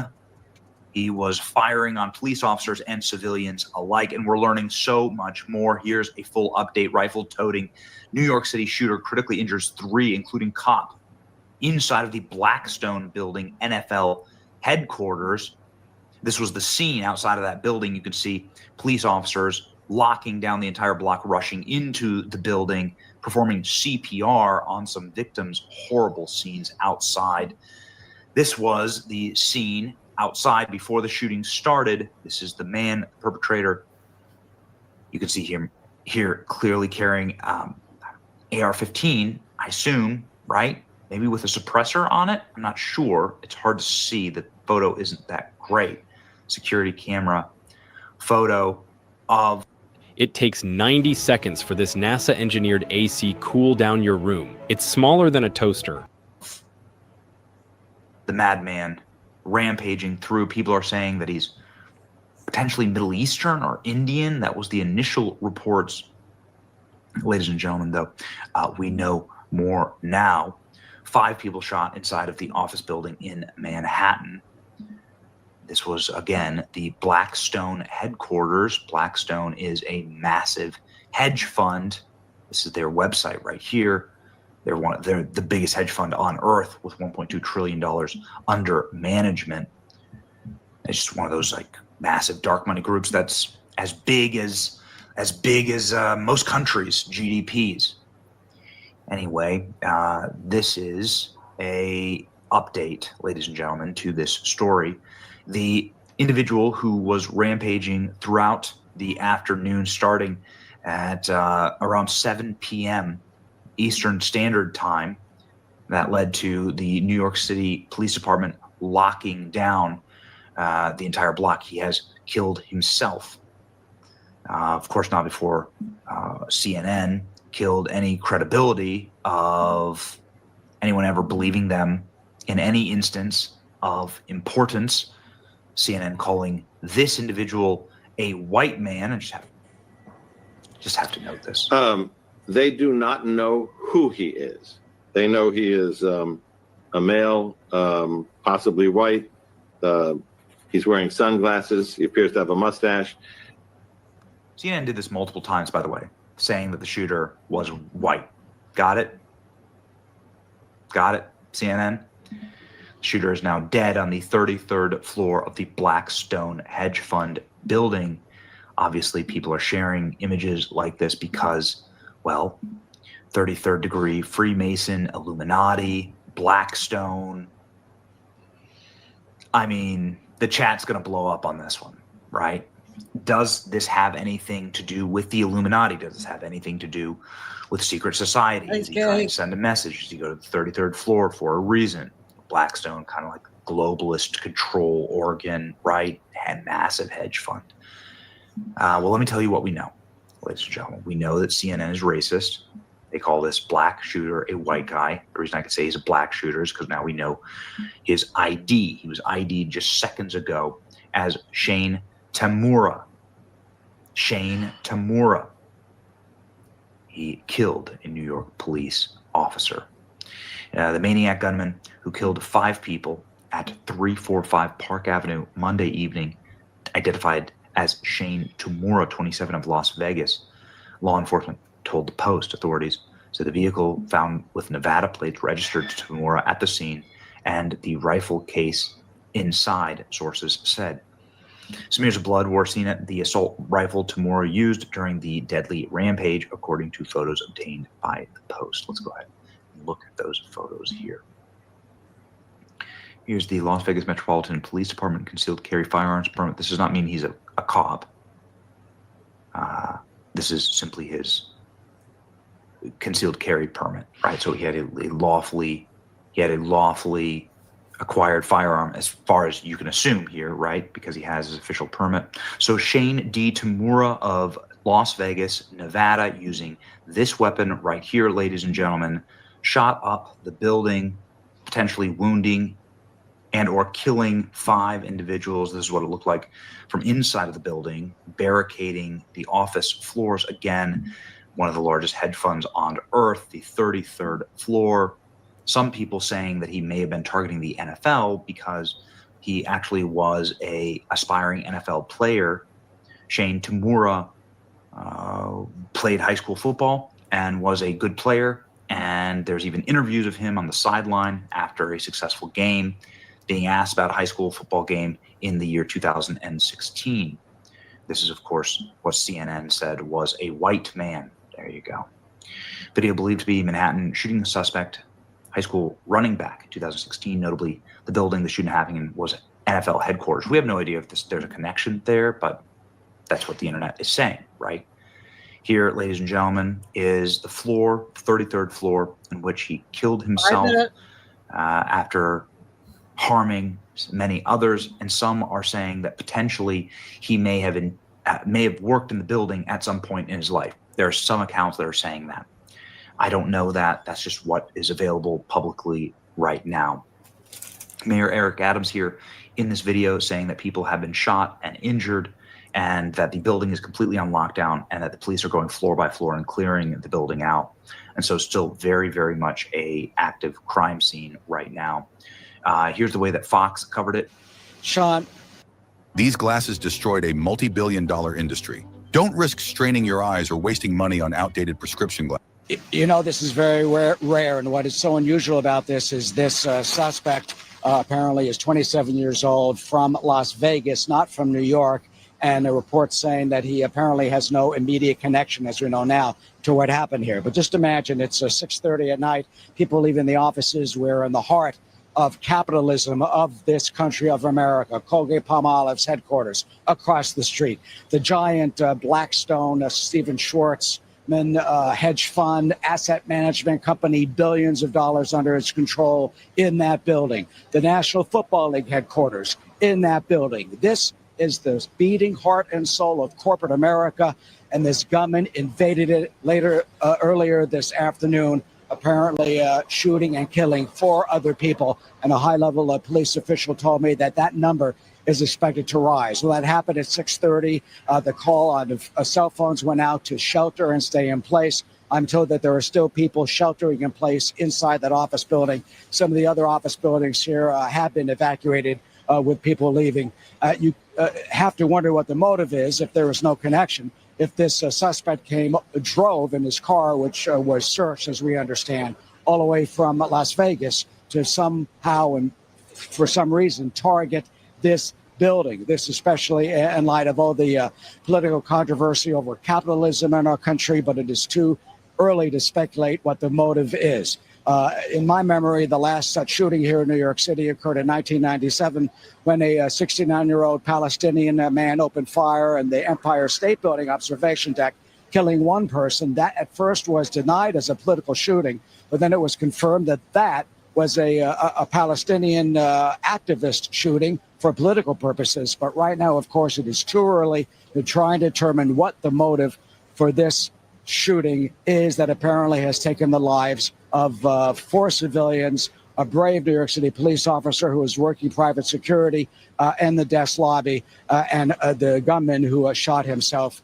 So we certainly will learn a lot more as the days unfold. But right now, as you can see, Midtown Manhattan, this area just blocks from the Rockefeller Center and St. Patrick's Cathedral, still locked down, shut down as police secure that building. I've been told it has been secured. A lot of frayed nerves as terror comes to the heart of the Big Apple this evening. And the motive, people wondering, what was this gunman after and why did he do it? A news conference coming up within the hour. And this is what we know right now. Rush hour bloodbath. This is all of the lead and top line story. 5 killed. Goodness gracious. NYPD among 5 killed, 6 seriously hurt as shooters stormed Park Avenue building. This is all developing right now, so it's hard to keep up. Gunman ID'd. Suspect's gun smeared with blood after massacre.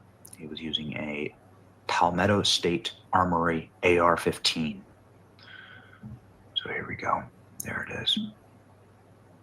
Ladies and gentlemen, in .223 caliber.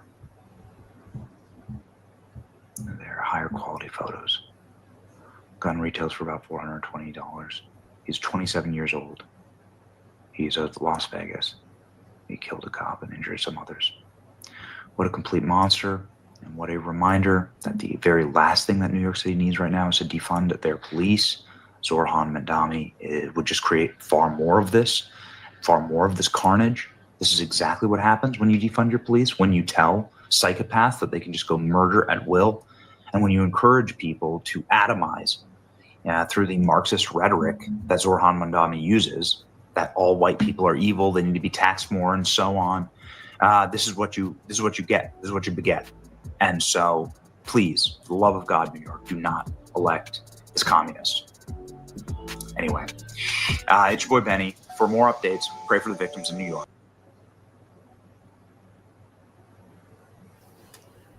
So I don't understand, why are they saying a different number all the time? 3, 4, 5, 6. They don't know how to say the correct number yet. Yeah, hey, Kobe, the other channel, the chat settings messed up. It's going on and off. We're going to make this one the main one till I get it fixed. And the small brown and then the orange R.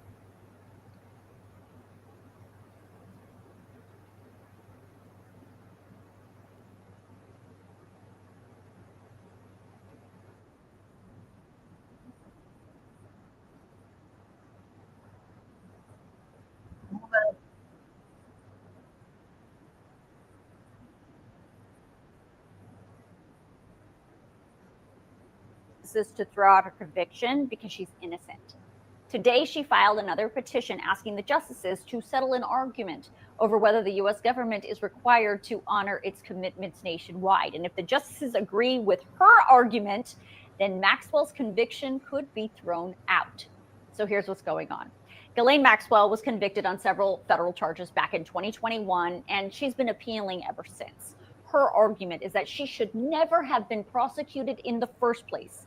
Again, not because she's innocent, but because of a sweetheart deal that the U.S. attorney in the Southern District of Florida offered to Jeffrey Epstein back in 2007. That deal said if Epstein pleaded guilty to lesser state charges, he would not be prosecuted for the more serious federal crimes the FBI said he committed between 2001 and 2007, and he would serve a sentence of a little more than a year on a work release program. The U.S. attorney for the Southern District of Florida who cut this sweetheart deal with Jeffrey Epstein was a man by the name of Alex Acosta, who later became President Trump's labor secretary during his first term. Well, now Ghislaine Maxwell says there was one line in that sweetheart deal that Acosta gave Epstein, which should have protected her. The non-prosecution agreement said, as long as Jeffrey Epstein pleaded guilty to those state crimes and served out his sentence, which he did, the United States also agrees that it will not institute any criminal charges against any potential co-conspirators of Epstein, including but not limited to the 4 named individuals. By the way, Maxwell was not one of those 4 named individuals, but she says she could have been considered a co-conspirator, so she should not have been charged. Obviously, that deal did not protect Maxwell, and instead she was charged by the federal government and convicted in the Southern District of New York for very serious federal crimes. The Southern District of New York is not the Southern District of Florida, right? Those are 2 different places. And the feds say that non-prosecution agreement Epstein signed was a bad move by Acosta, where he showed bad judgment. But it doesn't say anything about New York, nor does it say anything about the crimes the federal government says Maxwell committed between 1994 and 2004. The government said their prosecution of Maxwell was totally legit, and the Second Circuit Court of Appeals agreed, saying plea deals only bind the office and the district where they are made. And in the eyes of the Second Circuit, that Florida non-prosecution agreement is irrelevant in the state of New York. Now, here's where the Supreme Court comes in. Yeah, the Second Circuit Court of Appeals may believe that, but not all appeals courts in this country agree with that stance. Others believe if one U.S. attorney in his or her capacity representing the U.S. government makes a deal, unless it's otherwise stated in that deal, it should apply to the whole U.S. government throughout the entire country. And that's what's called a split issue. And that split is the hook Maxwell is hoping the justices will bite on. She wants the justices to decide once and for all how far those plea deals can reach and whether they should apply to the entire country. Usually when there's a split issue among the appeals courts on a legal question, that's something the justices normally want to weigh in on. But on the other side, this case is such a political hot potato, it's unclear whether the justices are going to want to touch it with a 10-foot pole. We'll know for sure whether they're going to take Ghislaine Maxwell's case when the justices return from their summer recess and begin their next term in October. Okay, that was her. If you're a man who makes at least I got Australia one for Jacqueline. She's not here, but oh wait, we'll play this one and we'll play that one.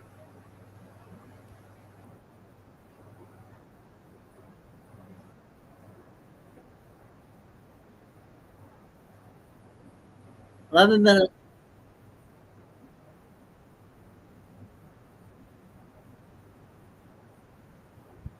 Administration. Well, based on what I read, and I read pretty much what you read, it would be President Obama. He started it.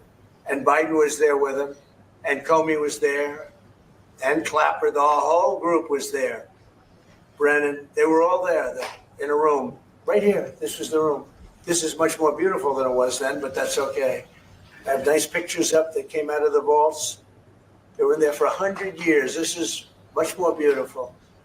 We have the Declaration of Independence now in the room, which wasn't here. I guess people didn't feel too good about putting it here, but I do. But you know what? If you look at those papers, they have them stone cold, and it was President Obama. It wasn't lots of people all over the place. It was them too. But the leader of the gang was President Obama, Barack Hussein Obama. Have you heard of him? And except for the fact that he gets shielded by the press for his entire life, that's the one they look. He's guilty. It's not a question. You know, I like to say, let's give it time. It's there. He's guilty. This was treason. This was every word you can think of. They tried to steal the election. They tried to obfuscate the election. They did things that nobody's ever even imagined, even in other countries. You've seen some pretty rough countries. This man has seen some pretty rough countries, but you've never seen anything like it.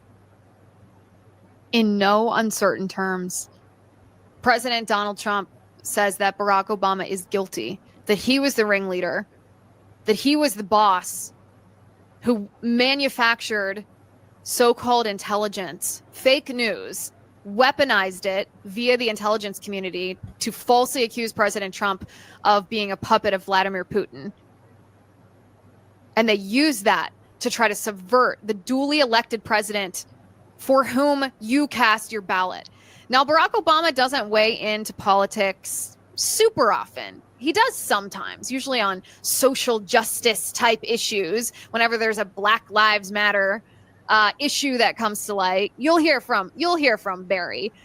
But former President Obama had a long response to President Trump, and this is what he said. He said, and I quote, "Out of respect for the office of the presidency, our office," this was released, by the way, through his spokesperson, Patrick, "our office does not normally dignify the constant nonsense and misinformation flowing out of this White House with a response. But these claims are outrageous enough to merit one. These bizarre allegations are ridiculous and a weak attempt at distraction. Nothing in the document issued last week undercuts the widely accepted conclusion that Russia worked to influence the 2016 presidential election, but did not successfully manipulate any votes. These findings were affirmed in a 2020 report by the bipartisan Senate Intelligence Committee led by then Chairman Marco Rubio."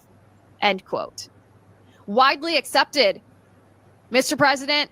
It was widely accepted, Barack, because you, as commander-in-chief, told all of the people in your administration and the media, who does whatever you tell them to accept it. But do you know what I noticed about this response from President Obama? Did he ever say any of these allegations were false? He never actually denied it. Listen, the first thing that you do if you're falsely accused is you say that is false. That is categorically false. That is not true. It's human nature. I remember after Brett Kavanaugh was falsely accused of sexual assault, and he goes before the Senate Judiciary Committee, and he gives this passionate, emotional defense of himself, of his character. And he used words that didn't sound like they were written by a speechwriter. They were just from his gut. "I did not do this. I would never do this. It's false," he said. And it resonated with the American people because we know that when you're falsely accused of doing something, your reaction is visceral. You immediately deny it. You say, "That is false. That is not true. That is a lie. I would never do that." Barack Obama didn't deny it. He said the allegations are ridiculous. A weak attempt at distraction. Is it false? President Obama? Is it false? Well, Tulsi Gabbard, the director of national intelligence, announced today at a press conference at the White House that she has made a criminal referral to the Department of Justice that implicates Barack Obama. Take a listen. Thank you. And Director Gabbard, this one is for you. Do you believe that any of this new information implicates former President Obama in criminal behavior? We have referred and will continue to refer all of these documents to the Department of Justice and the FBI to investigate the criminal implications of this. For even former The President evidence, Obama? correct. The evidence that we have found and that we have released directly point to President Obama leading the manufacturing of this intelligence assessment. There are multiple pieces of evidence and intelligence that confirm that fact. A journalist then asked Tulsi Gabbard, do you think Obama is guilty of treason? And this was her response. Take a listen. Based on what you now see, do you believe President Obama is guilty of treason? I'm leaving the criminal charges to the Department of Justice. I'm not an attorney, but as I've said previously, when you look at the intent behind creating a fake manufactured intelligence document that directly contradicts multiple assessments that were created by the intelligence community, the expressed intent and what followed afterward can only be described as a years-long coup and a treasonous conspiracy against the American people, our republic, and an attempt to... Well, there you go, Attorney General Bondi. Sounds to me like you have your marching orders from the Director of National Intelligence and from the President of the United States. Sounds to me like you've been given your direction. In response, the Department of Justice has announced that they've created a strike force. This is the official press release from the DOJ. It says today the Department of Justice announced the formation of a strike force to assess the evidence publicized by the Director of National Intelligence, Tulsi Gabbard, and investigate potential next legal steps which might stem from DNI Gabbard's disclosures. This department takes alleged weaponization of the intelligence community with the utmost seriousness.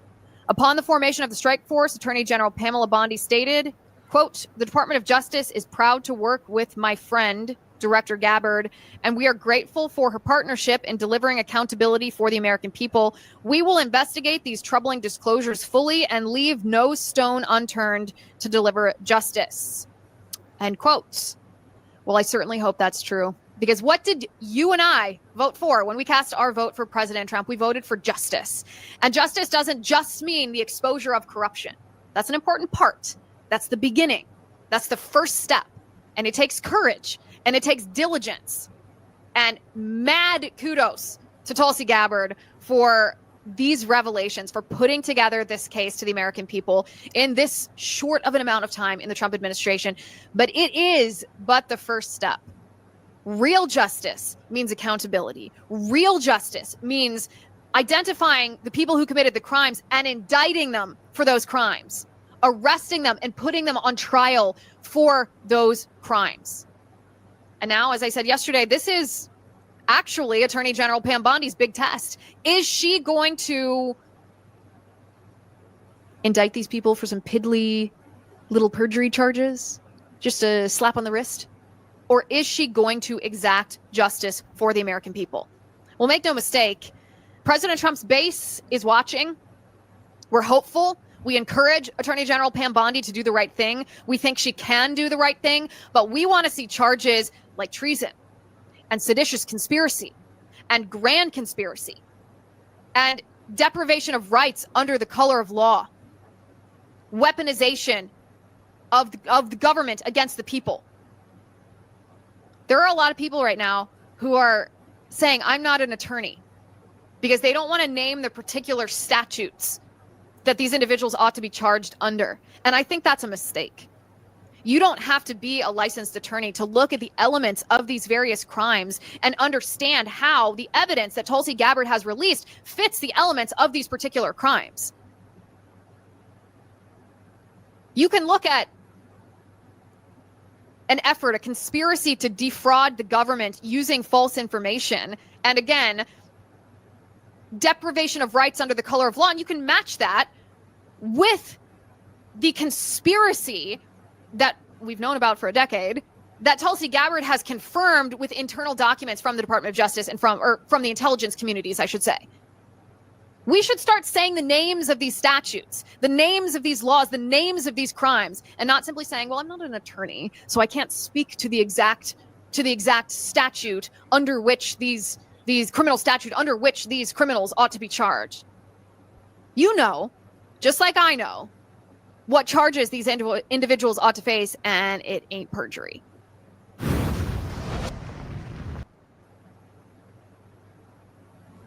Okay, I finally found a short one. She always has an hour or so videos. That one was about 12 minutes. And the next couple are short ones. I just found this one.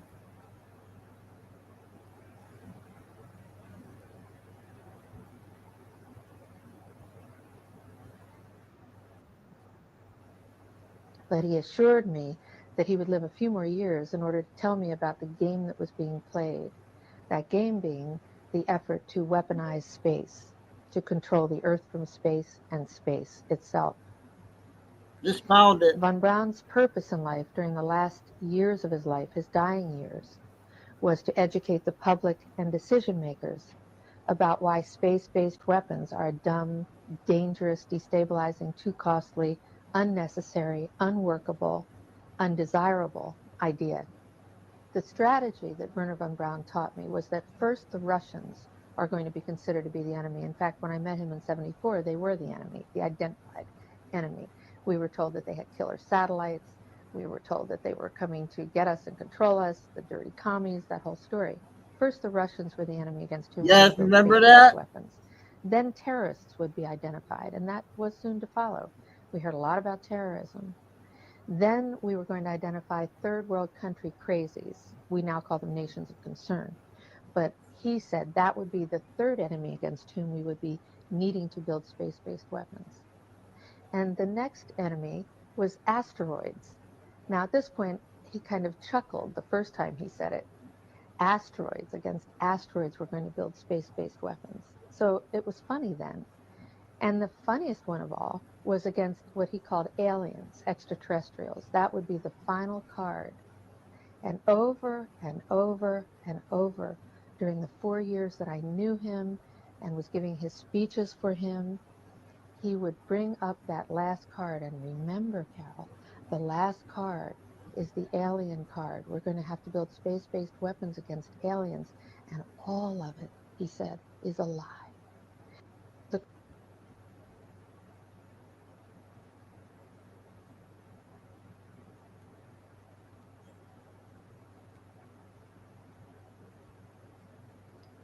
Someone said a while back something was going to do that with invasion. So that was interesting. Next one's 4 minutes.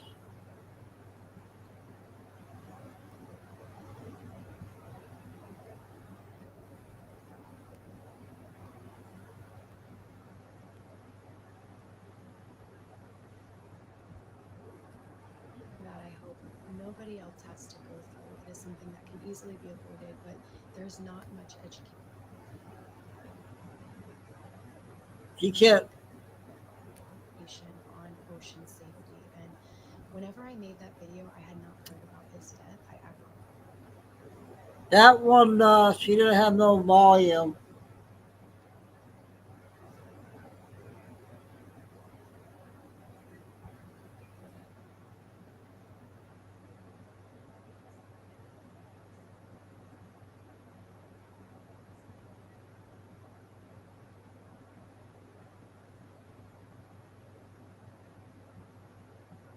Yeah, we'll play this one for Jack. 5 minutes.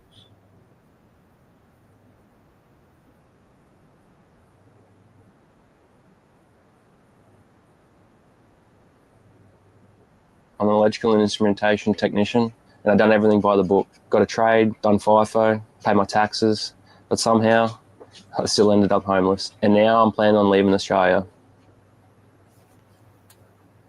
During the pandemic, we were locked down at homes like criminals, allowed for just 1 hour a day, while our so-called leaders and their mates ignored the rules completely, travelling, gathering, living freely, as the rest of us were punished for doing the same. If you dared question it, you were shouted down, labelled an anti-vaxxer or a conspiracy theorist. We lost our freedom to choose, and many lost their jobs. And while we were locked down, they dropped interest rates to 0.1%, encouraged people to dip into their super, handed out stimulus checks, and flooded the market with cheap debt. At the time, mortgage repayments were cheaper than rent, so many first home buyers rushed into the market without fully grasping the long-term consequences when rates eventually rose. House prices soared, but not because of real growth, but because of artificial stimulus. Fear took over. People rushed in, terrified of being left behind. Meanwhile, everything kept rising. Groceries, fuel, rent. And instead of fixing that, our government gave us a referendum to argue over. Over the past few years, they've ramped up immigration at a scale the system can't absorb. That's my issue. Not immigration itself, but the reckless speed and volume. It's pouring fuel on the housing crisis. Vacancy rates are at rock bottom. Lines at rental inspections stretch down the block. Families are living in tents. We see this every day. It's exhausting just trying to find something half decent. And what they ask for it is daylight robbery. And even then, you're up against 50 others. In the past 12 months, I've dealt with 2 different real estate agents. One handed us a home infested with cockroaches and rats, completely unlivable. And the other left us in a flood-damaged property, refusing to take action during an emergency situation, saying they were only allowed to spend up to $250 for maintenance. They ignored our concerns completely. That was the final straw that pushed us into homelessness. There's no accountability anymore. And with vacancy rates so low, they know they can get away with it. This isn't just an economic crisis anymore. This is social decay. I've lost the freedom to choose where I live in my own country.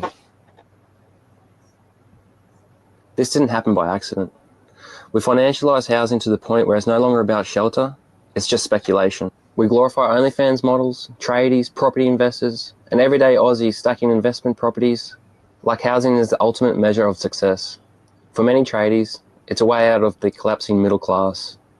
Riding the bubble instead of relying on the trade that once gave them dignity and stability. And for everyday Australians with a mortgage, the illusion of wealth created by rising property values keeps many content and silent, despite everything else crumbling behind the scenes. Safety in this country has fallen apart. Knife crime, youth gangs, violent assaults in broad daylight. These problems are happening nationwide now. Big cities, small towns, country communities. And yet we let violent offenders walk free on bail, back out into our streets. But we're told to stay quiet. We stay quiet in fear of being called a racist, for pointing out what's right in front of us. Wages have flatlined while everything else keeps climbing. Debt, stress, depression. Median house prices have now passed $1 million, 10 times the average wage. Nearly half of this country is living on less than $1,000 a week. One unexpected bill or emergency, and it's all over. And with 43% of Australian adults expected to face a mental health crisis, that's not a coincidence. That's cause and effect. And still the government pushes fake solutions. They blame a supply issue while letting builders collapse and flooding the country with demand. Then they offer a 2% deposit loan with government as guarantor. It sounds helpful, but it's another trap. More debt, more control, and no real solution. Darn it.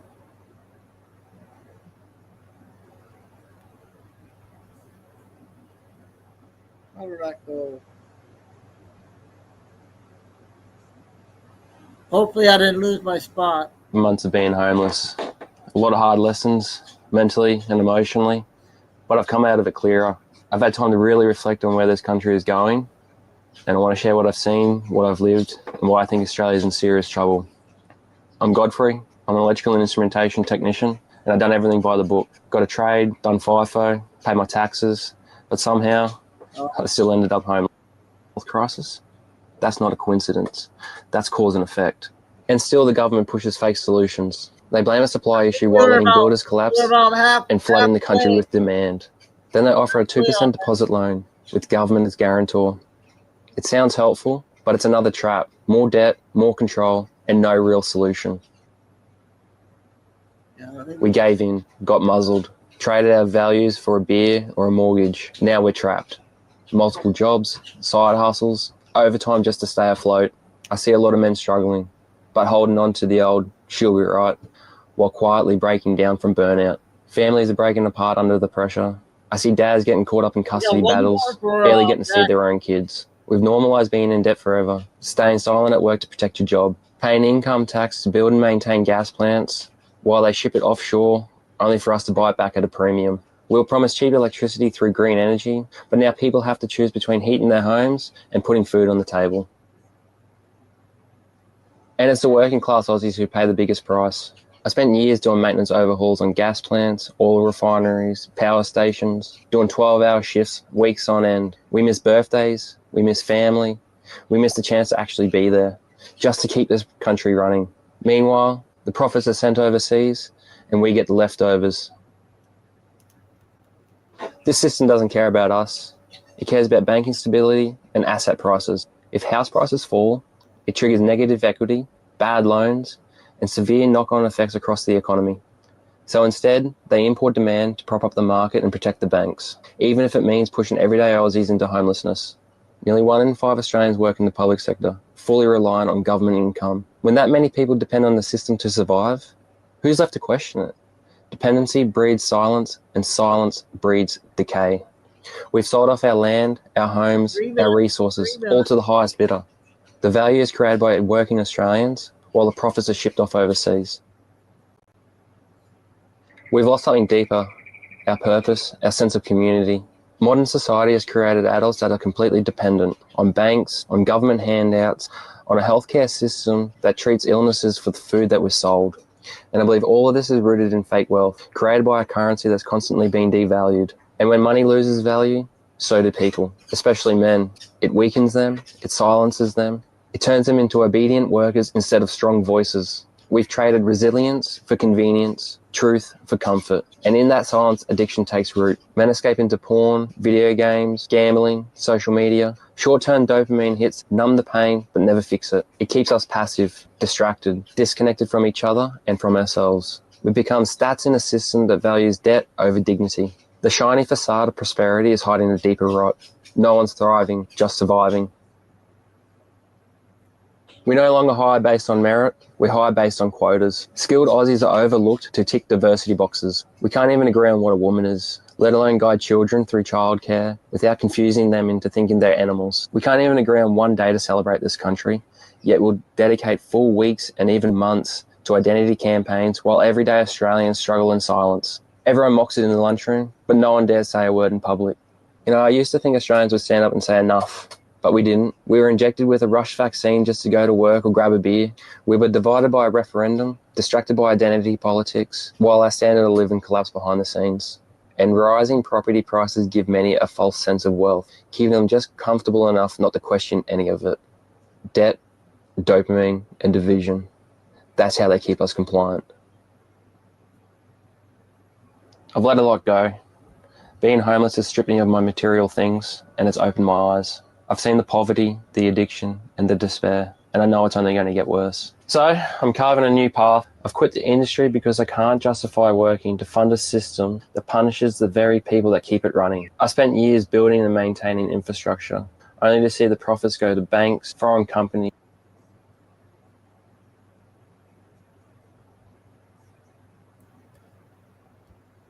and a government that doesn't care. I'd rather be homeless and free than keep playing this rigged game. I'm just a bloke who's had enough. I don't have all the answers, but I can't stay silent. I hope by sharing this offers some perspective, something real. So that's for Jacqueline. I got one more for. I got a couple Dan Bon Jovi, I think.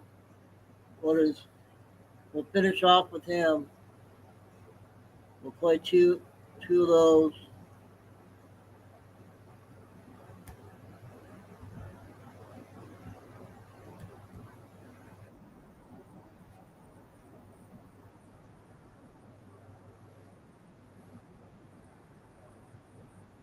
4 minutes.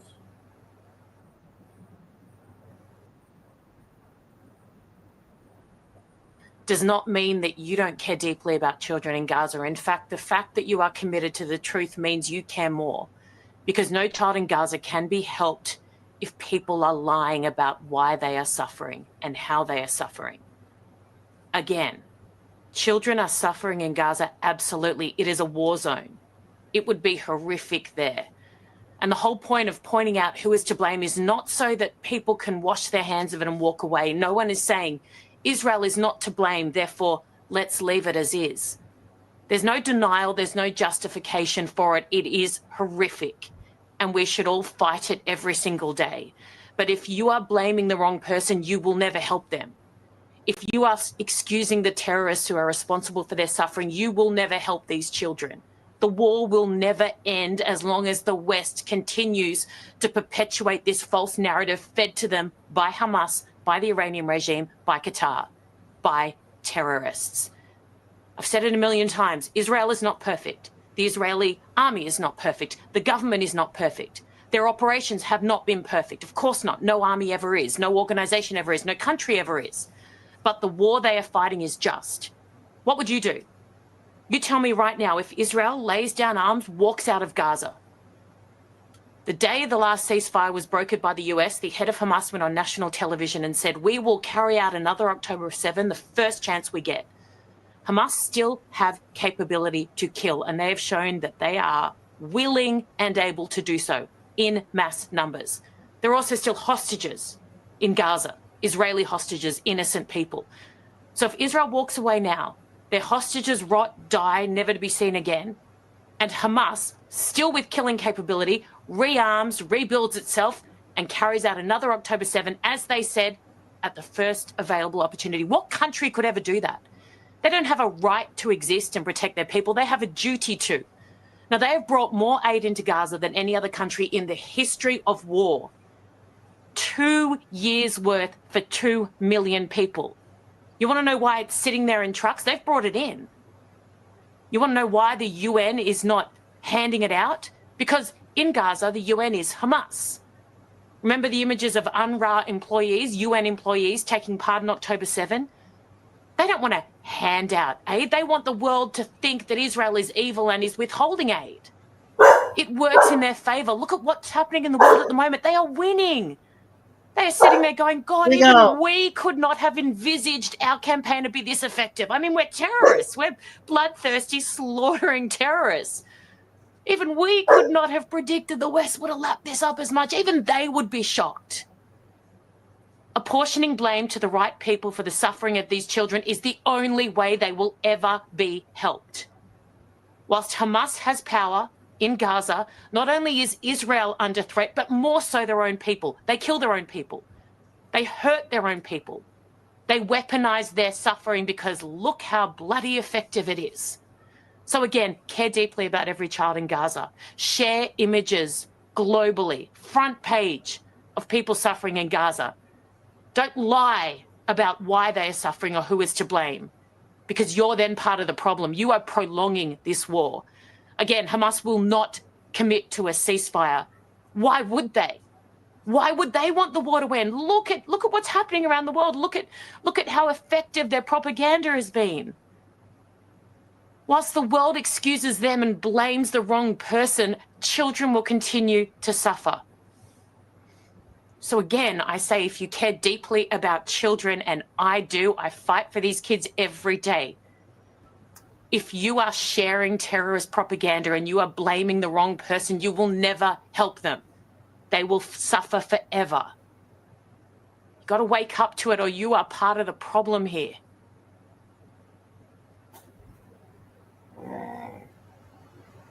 Okay, I think I'm gonna call it because it's a hot one, very hot one today here. Surprised I made it this long.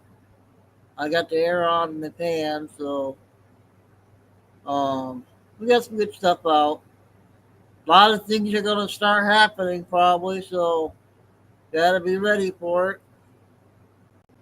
Make sure. Oh yeah, so the D channel is, I don't know what they're doing to my other one. Hopefully Jacqueline will find us here. God bless everybody, love all. Please like, subscribe, and yep, thanks Chris, everybody. Kay for helping Mike. And stay safe, stay strong, keep the faith, stay cool if it's hot. And never give up, keep the faith. And signing off, Chico New until tomorrow, if not sooner. See you guys.